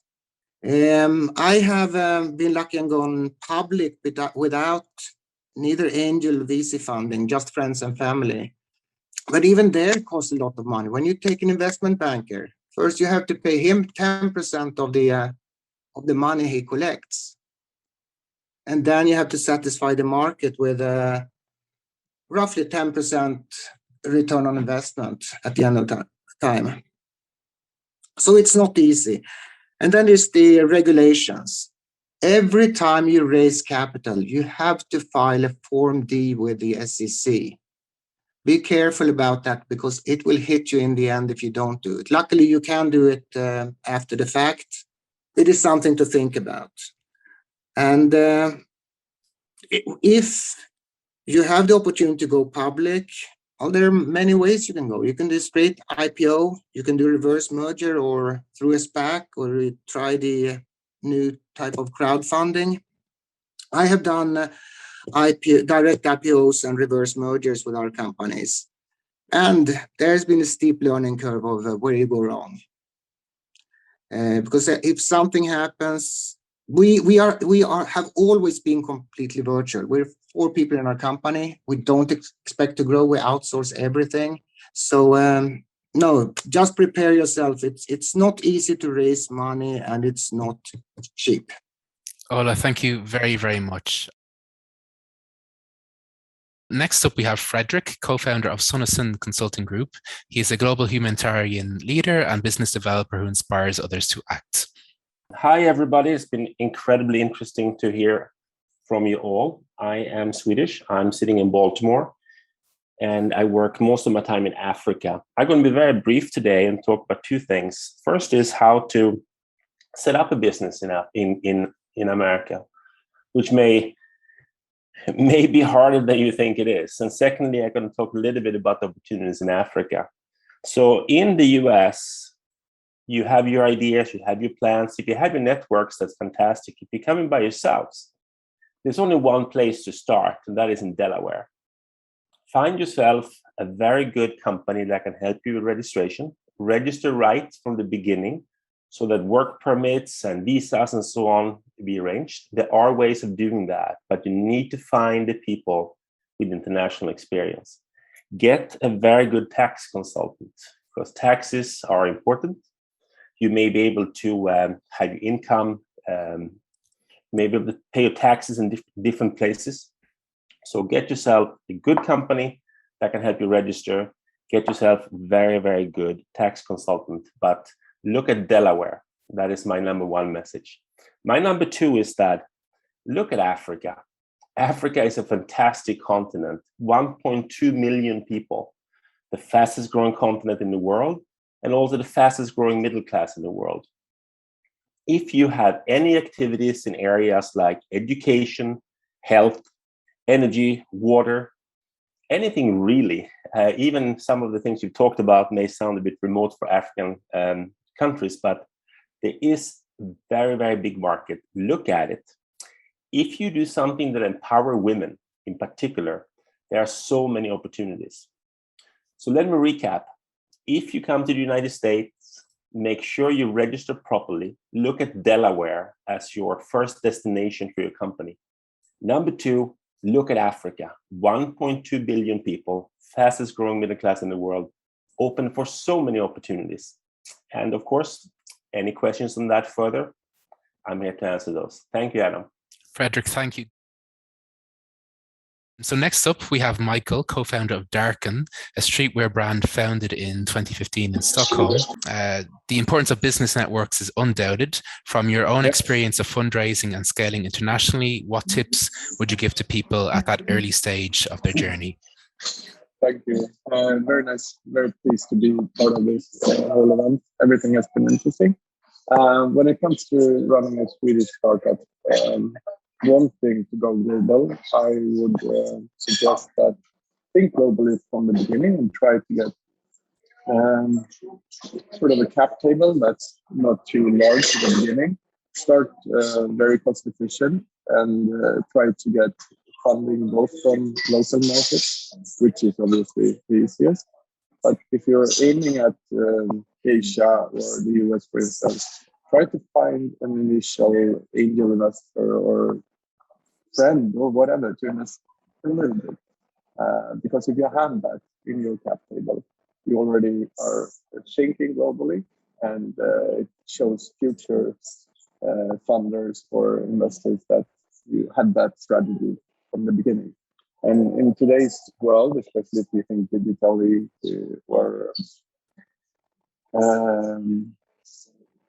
like any given product that has been on this conference today is a global product. Basically, we're all global citizens these days. I live in several countries and I'm a global nomad. For instance, Xshore in a case we're talking today.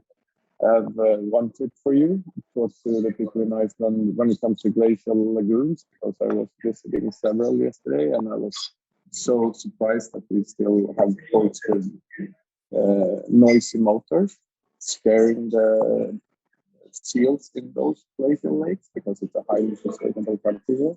So they should all run on Xshore motors or Xshore boats.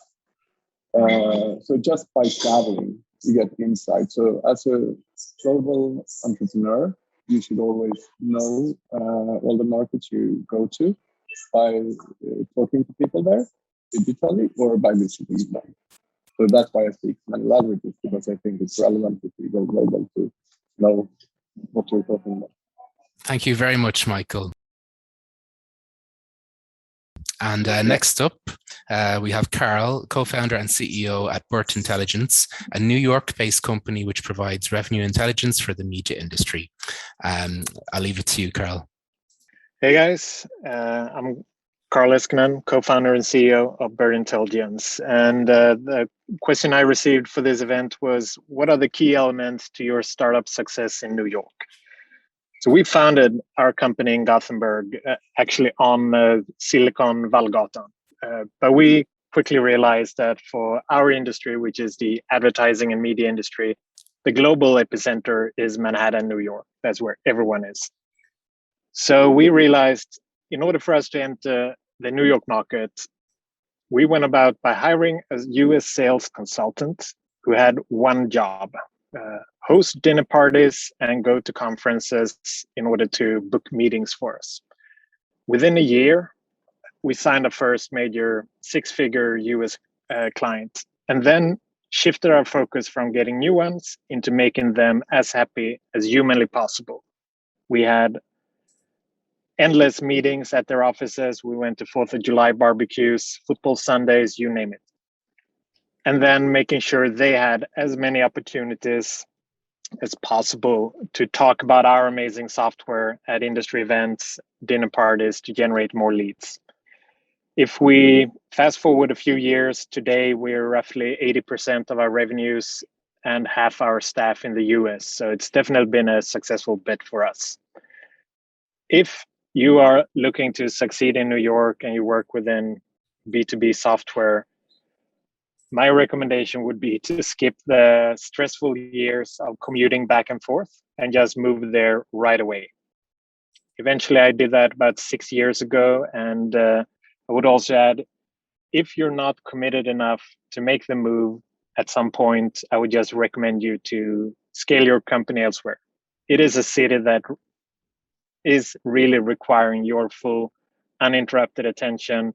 That has been the sole market we've focused on for a number of years until we really gain the traction. If anyone out there is ready to make the move, don't be a stranger, reach out. Always happy to grab a Zoom coffee. And thank you so much for the opportunity today. Karl, thank you very much. And so next up is Ralph, founder and CEO of 8W8 Global Business Builders, which empowers founders and business owners to create compound value and to deliver the full potential of their enterprise. He has held several board and C-level positions throughout the years. Now, Ralph, in 2 minutes, you have a very big question. You meet some seriously ambitious companies and founders in your work. Are there certain skill sets and traits you have observed in the highest performing founding teams that our audience could learn from? Yeah, thanks for having me, Adam. Great to be here. Yeah, just like Rickard Streiber before, I came to US with Google, in my case from Hong Kong, and I lived in the UK and Germany before. And then I launched 8W8 Global Business Builders, providing the COFQ SaaS platform. To get straight back to your question, yes, for sure. First of all, the vast majority of founding teams don't really deliver the full potential of their enterprise. So the question is spot on. What is it that actually sets the winners apart? For sure, there's no secret sauce for successful US expansion. First, though, those who succeed have a clear understanding of their status quo. They know what is going on and what they need to do, and are not too shy to ask whether these are experts, advisors, or simply people they network with. Secondly, they define their priorities, and only then they define their focus. They do have a plan and focus only on the strategic initiatives that really matter, especially in fast-moving tech, where there's so much that you could do all the time, and that's a real big trap. If they have in one way or another frameworks, methods, and software tools for value creation in place, this becomes much, much easier. If any of you don't have this, you better implement that quickly. As a result of leveraging best practices, they don't get sidetracked easily and don't jump on every single opportunity outside the very core. Especially in a large country like the US, there are so many things you can go after, regions, verticals, you get recommendations, tips, etc. So staying on track is really the key to success. So keep in mind, in scale-up land, it's most often much more. Less is much more, and focus wins. To conclude, you need to assess the IQ of your company in one way or another, use smart tools for strategy execution, and learn and evolve on an ongoing basis. It is all about execution and compounding strategies. This all together will do the trick. If I may summarize just the single steps, so first there's some sort of an assessment. You have to create alignment. There needs to be transparency about the goals, the strategies. This needs to be communicated. You do need to set the priorities and then the focus and develop the strategies accordingly. But then you also need to track and report on the progress.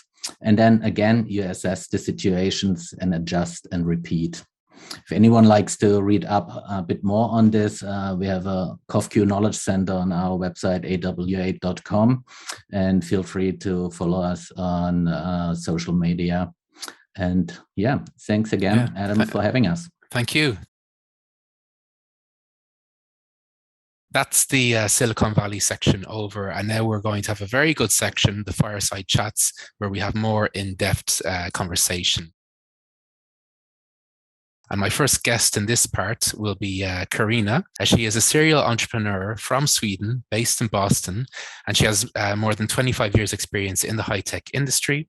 Her specialities include startups, software as a service sales, marketing growth leadership, international expansion, localization, project and product management, and she provides executive leadership coaching, focusing on team building and personal growth. So Karina, we've met before online. How is everything? Maybe you can tell us a bit about your story. Absolutely, so great to be here. Thanks Adam. Hej allihopa, jag är faktiskt svensk. So I just wanted to make sure that everyone knows that I am Swedish. I don't have that much of an accent anymore.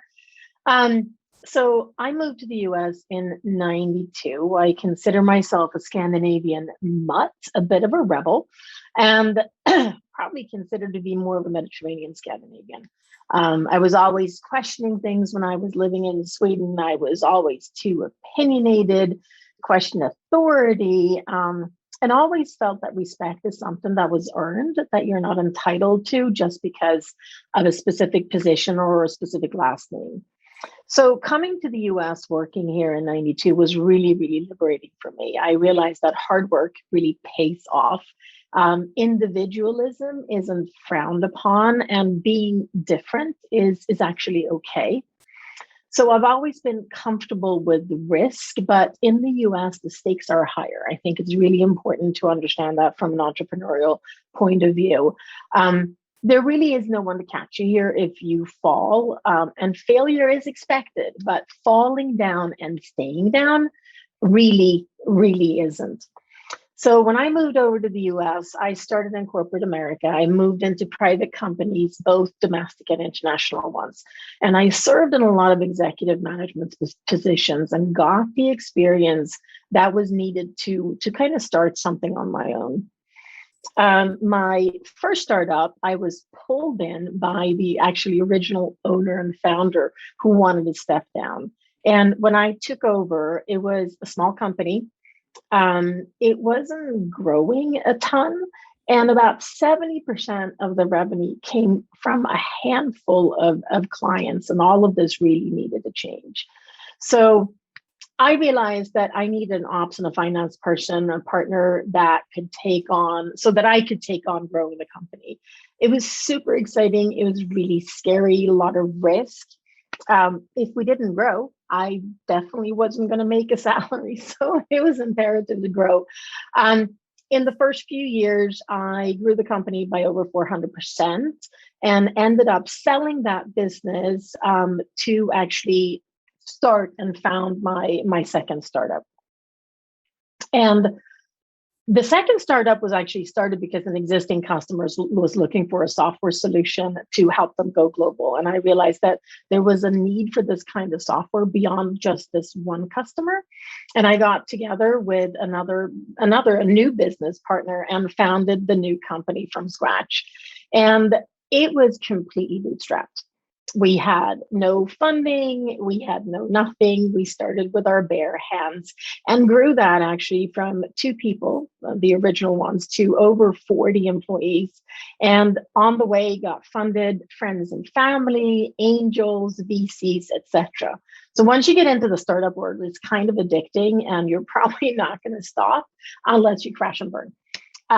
You have to be a little bit insane and you have to be willing to take risks to do these things in the US specifically. I've always considered myself as a problem solver, and that's definitely a really great skill to have when you're an entrepreneur here in the US. Great, thank you, Karina. You actually, we mentioned 3 books, so maybe we can touch on them very quickly. You recommended a book to me called Venture Deals. And when I Google it, I see the tagline, Venture Deals, be smarter than your lawyer and your venture capitalists. Can you tell me what that means? Absolutely. So this book is kind of the best way to demystify the world of VC funding.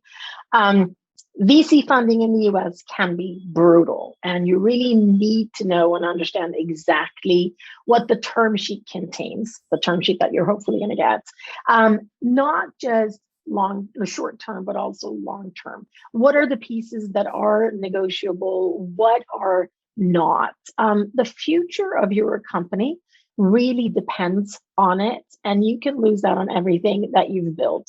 And I think Ola Söderqvist spoke about this, and I can only agree. So Venture Deals will walk you through not only the term sheets and what the various components of it means, but it talks about anything from dilution and stock pools to cap tables and all of these things. So if you're going to get into the VC world here in the US, or probably in general, you need to know it. You need to understand that VCs are experts at financing, and you need to make sure that you get good representation. So to get good representation, you need to be able to interview people and ask for the right questions. So Venture Deals, which is this book here, it is a Bible for entrepreneurs today. And then the second book you mentioned was about marketing, and it's called Crossing the Chasm. Yes, an oldie but a goodie. Still considered to be, again, an entrepreneurial Bible in regards to marketing, specifically for high-tech companies. It was actually required reading for the management team at a company that I worked at that was considered, on the forefront of technology. So they even hired Jeffrey Moore, who is the author of the book, to come in and talk to the management team about this. So this is specifically looking at tech companies, which is the world that I've been living in for the last 25 years, and how you can move a company, its product, its marketing, its sales strategy from that early adopter phase, where really who you're selling to are the people that are out there being early adopters. That market isn't big enough to sustain a company. So you need to be able to move from early adopters into mainstream early majority and then move on. And it's kind of like, they show it as a bell curve in this book. A lot of companies make mistakes here and they fall into the chasm instead of, being able to jump over the chasm and moving into more mainstream. It's a phenomenal book. It's been updated a lot, and I strongly recommend it for any and all entrepreneurs on this call.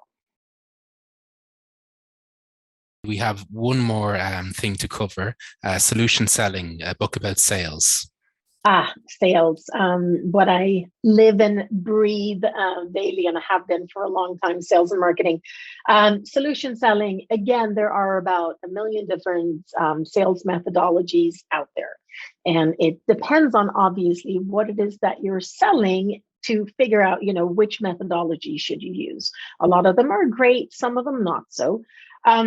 Solution selling, again, an oldie but a goodie. It's used to actually solve a problem and finding a solution instead of just pushing products. So if you're selling software and you're selling software that is a bit complex, highly customizable, it kind of helps you through walking through a number of questions that you should be asking your potential customers, understanding their pain points, understanding their markets, the competitive advantage. All of these things require the salespeople to do a little bit more of a deeper dive into the sales process and not just push products. So another book that I definitely recommend, or a methodology that I recommend, if you're selling more complex software than just a plug and play. Okay, well, thank you very much. It was really nice to talk with you, Karina. There's a lot more we can do in the future.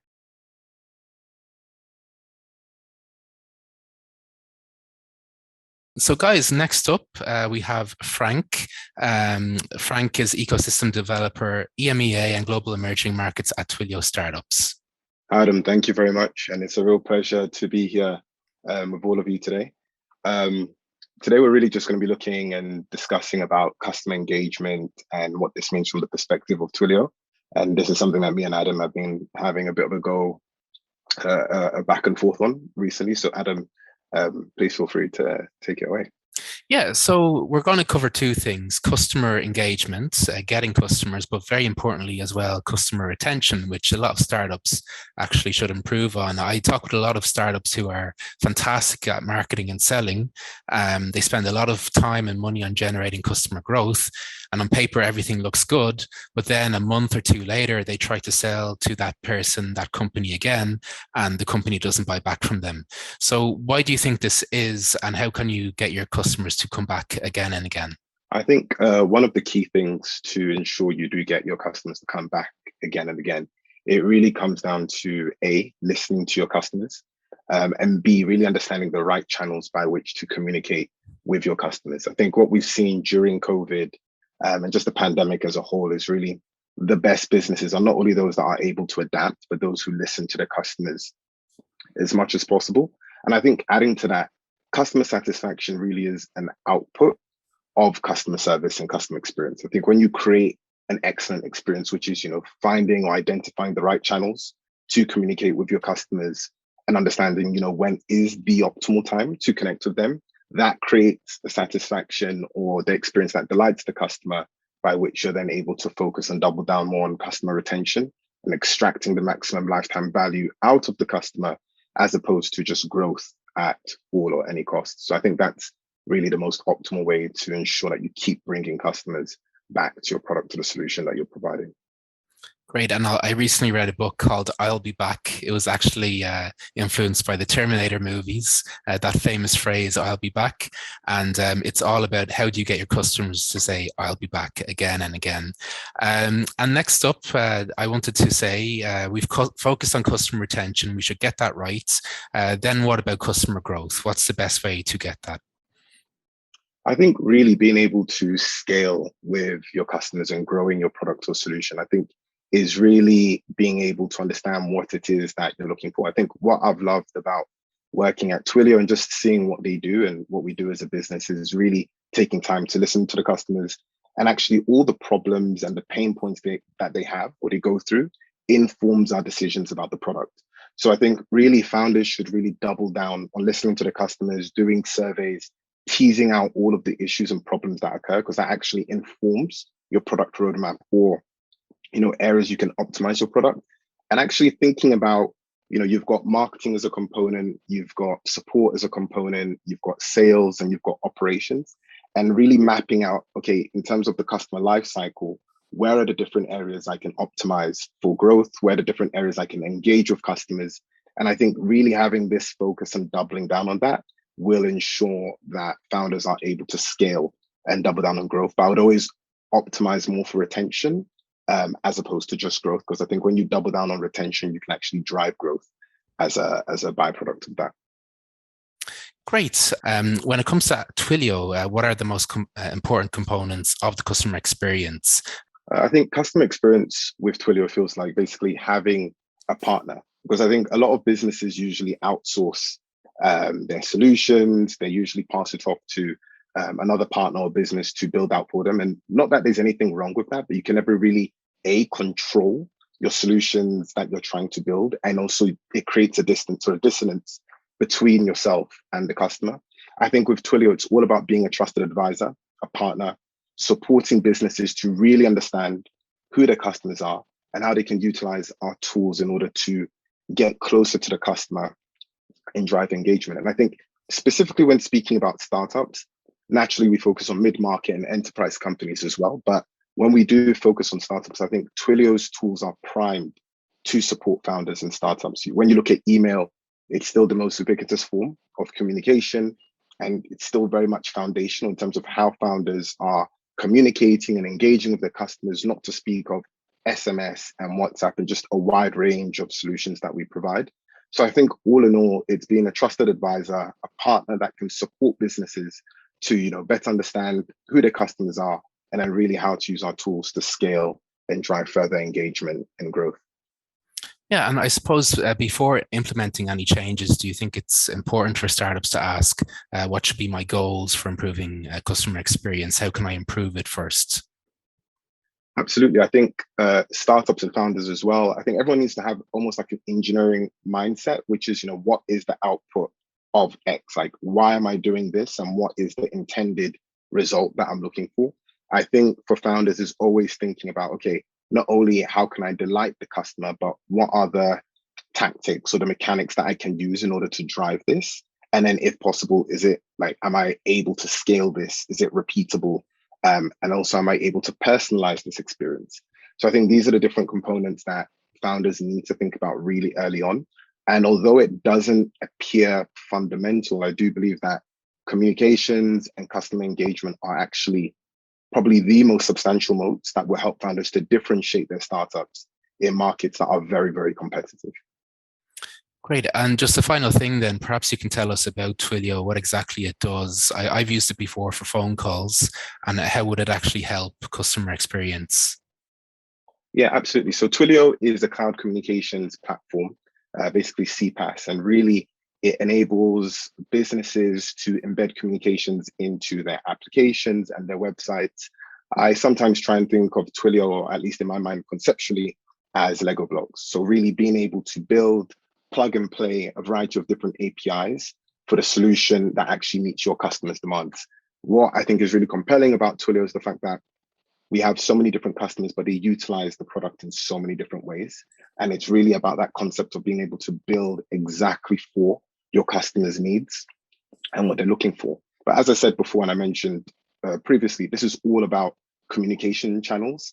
When you understand when and why you're communicating with your customer at the right time, that then informs customer engagement. And I think really being able to think about customer engagement when you're communicating with your customers at the right time, and then being able to scale this is what informs your customer engagement strategy, which is a byproduct of your go-to-market strategy, which will naturally impact your revenue and your sales. So I think that's what we do just at a macro level. And I think that's how it all ties in terms of communications and customer engagement. Great. And just so before we end, there is a Twilio Startups program which is being offered to attendees of this event. Would you be able to tell us a bit about that? Yeah, absolutely. So we do have a program at Twilio, which is Twilio Startups program. We are offering perks to startups that are between pre-seed and Series A. So please do feel free to apply. It gives you access to both Twilio credit and SendGrid credit as well if you're interested. So if you do meet that criteria, you are interested, you're a founder, you're looking to embed communications or even have office hours to better understand the product, please do sign up and I'll be more than happy to speak with you about the program at length. Okay, thank you very much, Frank. It's very good to hear about.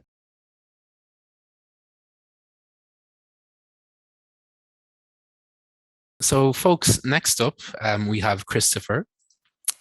Christopher is CEO and co-founder of Optio Incentives, which helps to design, run, and optimize all processes related to your equity compensation. They believe that equity compensation is a necessary and strategic part of creating a successful business. They have a lot of clients such as Cahoots, Anyfin, Bico. I will put them in the chat. And Christopher, it would be great to hear about you and your story. Excellent, thanks, and great to be participating on this. Super to see so many exciting stories today, and I must say I'm a bit impressed on how you kind of keep track of everything. Absolutely.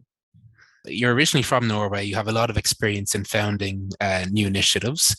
You're a student managing different clubs in university, and now you're the founder of 2 different businesses. Can you perhaps let us know about your journey and what led you to Optio Incentives and to see the value for employee share incentive schemes?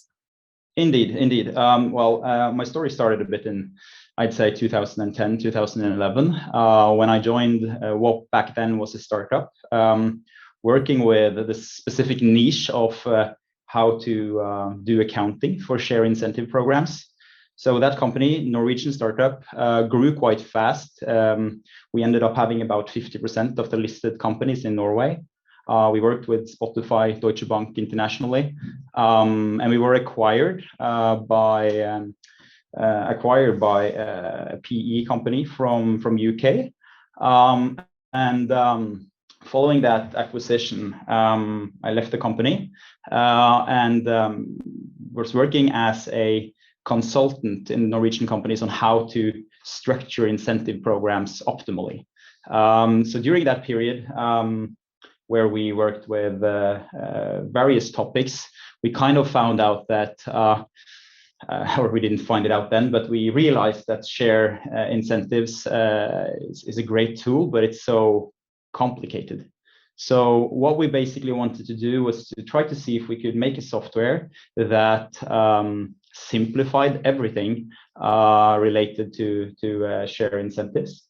So yeah, and again, being in the sphere of a lot of cool startups, tech companies as well, it was basically a no-brainer after a while to start off with old know-how, old contact network, and new technology. So we started Optio late 2017, and again, the mission is to simplify equity compensation. Great. And if you can give us a basic background of what is employee share incentives and why should a startup do it? Absolutely. What it is, it's basically, okay, everyone knows salary, base salary, obviously, and you have bonuses, which is mostly within a year or something. You have to achieve some goals and you'll get some cash. These elements don't necessarily encourage long-term thinking. It doesn't necessarily align your workers and the owners.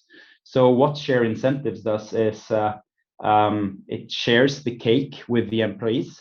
It aligns the interests of the shareholders and the employees, and it creates retention. It can reduce the cash costs while you kind of rather let some of the shareholders take parts of the cost in a period where you really need your cash. So it's a lot of elements, but you use the share as payment. Great. How should a startup administer an incentive program? Yeah, that's the $1,000 question.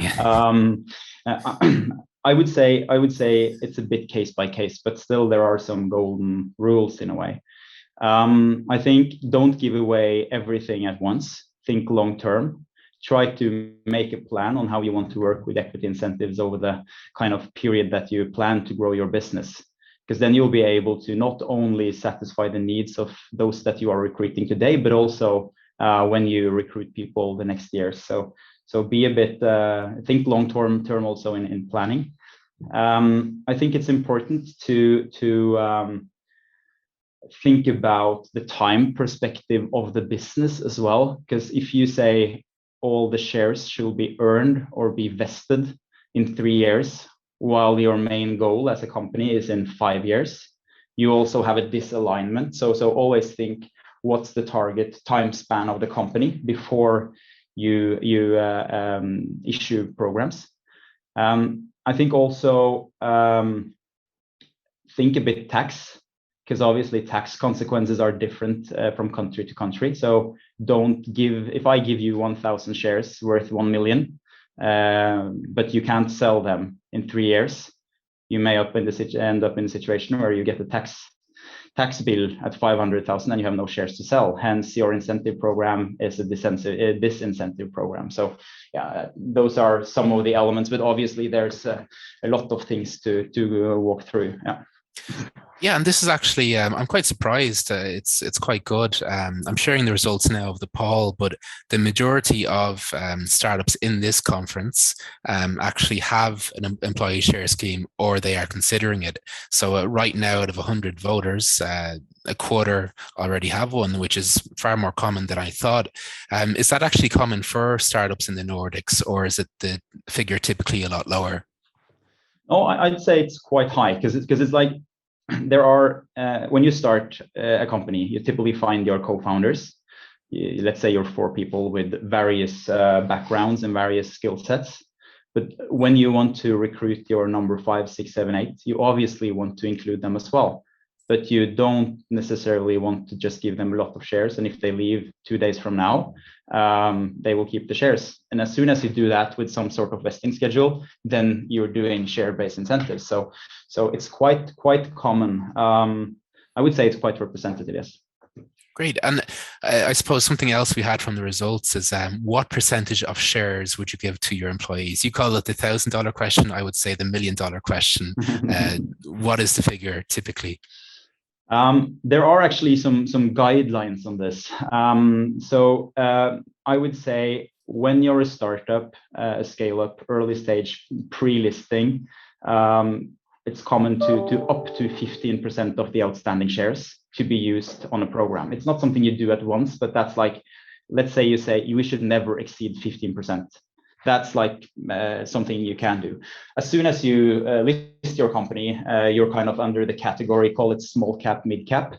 That 15% normally goes down to 10%. So then it's more common to have a bit less of the outstanding shares. And when you're a large cap, of course, that's longer down the road, but then it's more 5%, which is a typical what the proxy advisors and the institutional investors will vote yes to. Great. And in terms of failures or mistakes that companies make, what are the number 1, number 2 mistakes? I would say the tax element. I will not recommend that people necessarily focus too much on the tax when they try to make something super creative. Make sure that people, I would say 2 things. Make sure that people understand it. Make it simple, intuitive, and communicate it in a good way. Otherwise, just give cash. Because if they don't understand it, it's no motivation, it's no incentive. The second part is to ensure that you don't give anything away that will end up in a disincentive due to tax, due to some other kind of circumstances. So go that kind of thought round. So yeah. Great. And before we finish, I actually have 2 quite specific questions. And I've just launched a poll now. If considering employee share schemes, how would you do it? If considering share schemes, I would start off with thinking, why would you do it? And those answers on why you want to do it will be great input when you start looking at what types of incentive instruments are there. Because then you will map your answers from your why into what exists, and then looking at pros and cons of the various instrument types. And then you will end up with a couple of suggestions, do some calculations, how it will be, what the dilution may be, what would be the typical gains if the company actually reaches its targets, and then do a good round with your shareholders and have it issued, basically. That's the fast forward of it. But yeah, we will also post, or if you do it, Adam, post a link where you can get like 15 minutes from some of our consultants for free if you want to just talk a bit on detail related to your startup, and trying to kind of find out which quick wins we can do in order to make it as good as possible. Great. And we have nearly 100 people who just answered those 2 polls. Is this surprising for you, or is it typical? that a lot of people answer the polls. No, I would say it's not. It's okay. Okay, to be interested in share-based incentives, when you talk to people that does not run a company, they have no idea what this is. But as soon as you talk with people that run a company, have started the company, it's relevant for everyone. So basically, I would say with the people here, it's not too surprised, but we like that people are interested in it. Yeah. Yeah, and there's also a second question there. How many employees would you include in your program? About half of people say only 1 to 5, maybe the first few founders. But a lot of people also say people that join the company in later stages. Yeah, and again, I think it's important here to, if you as a founder or an owner of a company, you want to give away because of that you want to share what you have, but you also want to give away because of that you think that it will increase the value of what you have. And then it's always important to think, where will the value creation be? If the value creation is at anyone and everyone in the company, then do a broad, include everyone. If the value creation is at high level, is at the top 5 or 6 most important persons, then at least keep the punch there. Yeah.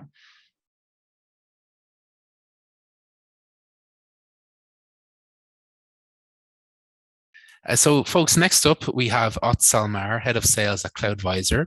Cloudvisor is an advanced tier Amazon Web Services partner that specializes in helping startups to scale their IT infrastructure as their business grows. And they are actually an official scout of the AWS Activate program, which essentially means Cloudvisor helps startups to get free resources from Amazon Web Services.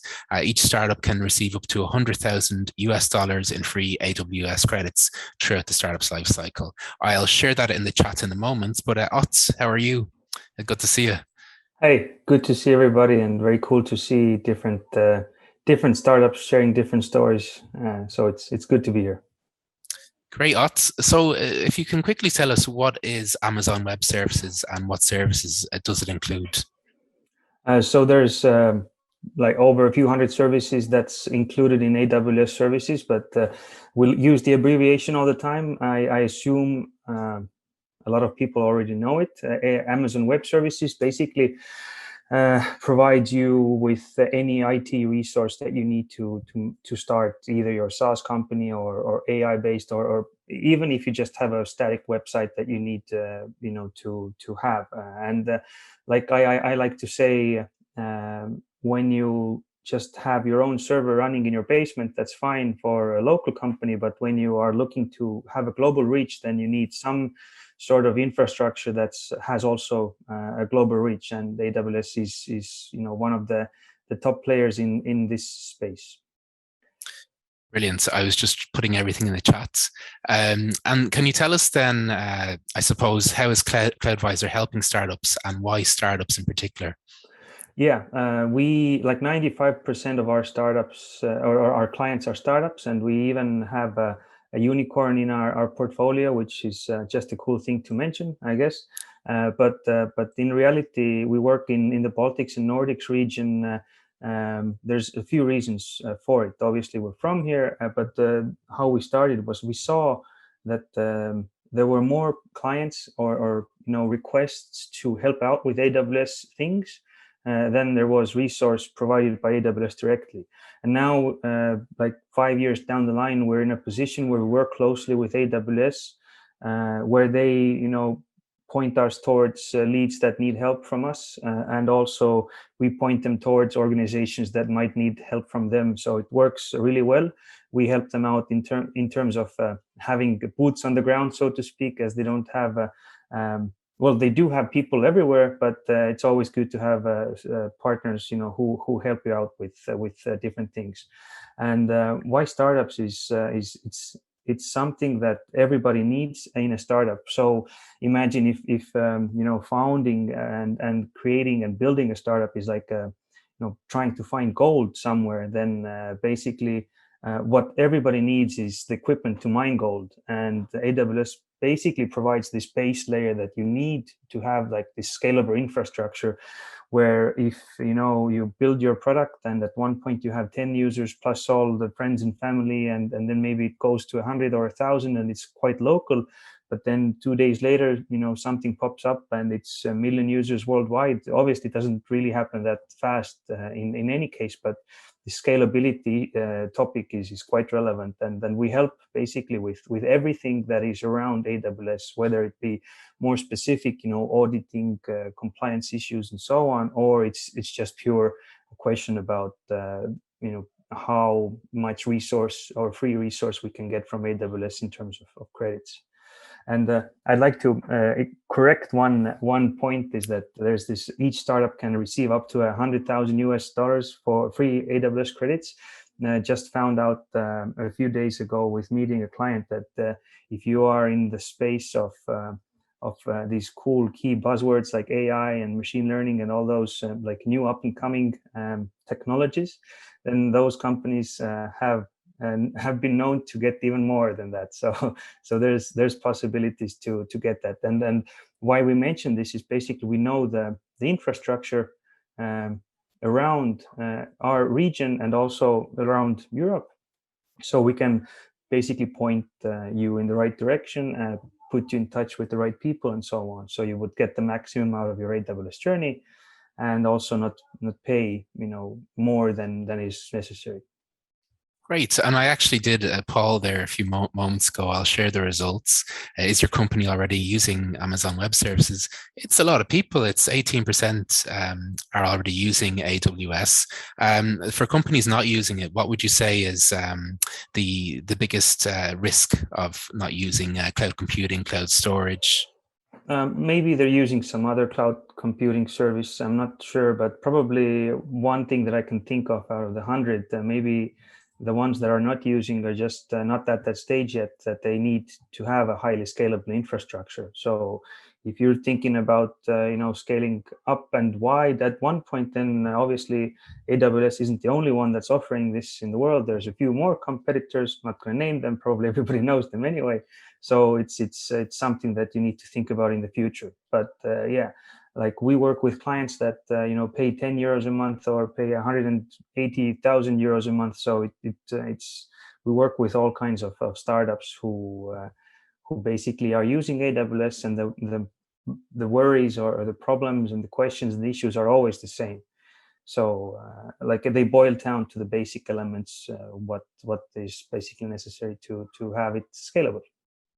Great. And do you see a lot of businesses as they scale just make basic mistakes in terms of not updating their infrastructure in general?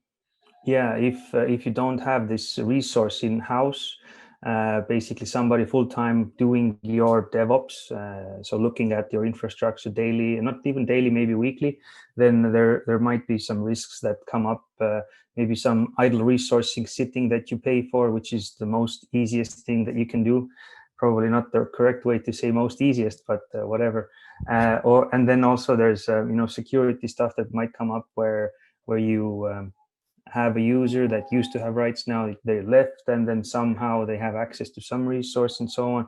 It's all possible to automate that those things don't happen, but it often happens that startup, when they need to scale fast or build fast, then these small mistakes tend to happen. And we see that with most our clients when we do like an initial audit to look over what their system is, how it's built and what they're doing there, then it's quite common to find these small mistakes, which might not be much, but at the end of the day, you want to be, because of the GDPR stuff in the EU and then also in the US, the other compliance issues, it's relevant for you to actually, keep the data safe and there's no backdoors accidentally left open. And in terms of the AWS Activate program, you do have to qualify for it. So you need certain qualifications. What would they be?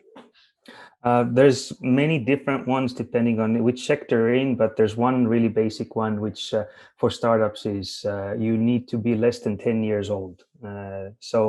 Which probably if you're over 10 years old, maybe not the startup anymore. Maybe it is, but so it just took a bit of time. But in terms of Activate program, it's just something that AWS has named. Each VC fund, accelerator program, incubator can be a part of it, and then they will be able to give out those credits to their participants. And this is also something that we facilitate. So we know which organizations are part of this. We know which are not, and then we bring them together with AWS. We also talk about it with our startups. This is the place where you got the investments. You can also get some credits there, and so on. So the full spectrum view is kind of what we offer for our clients.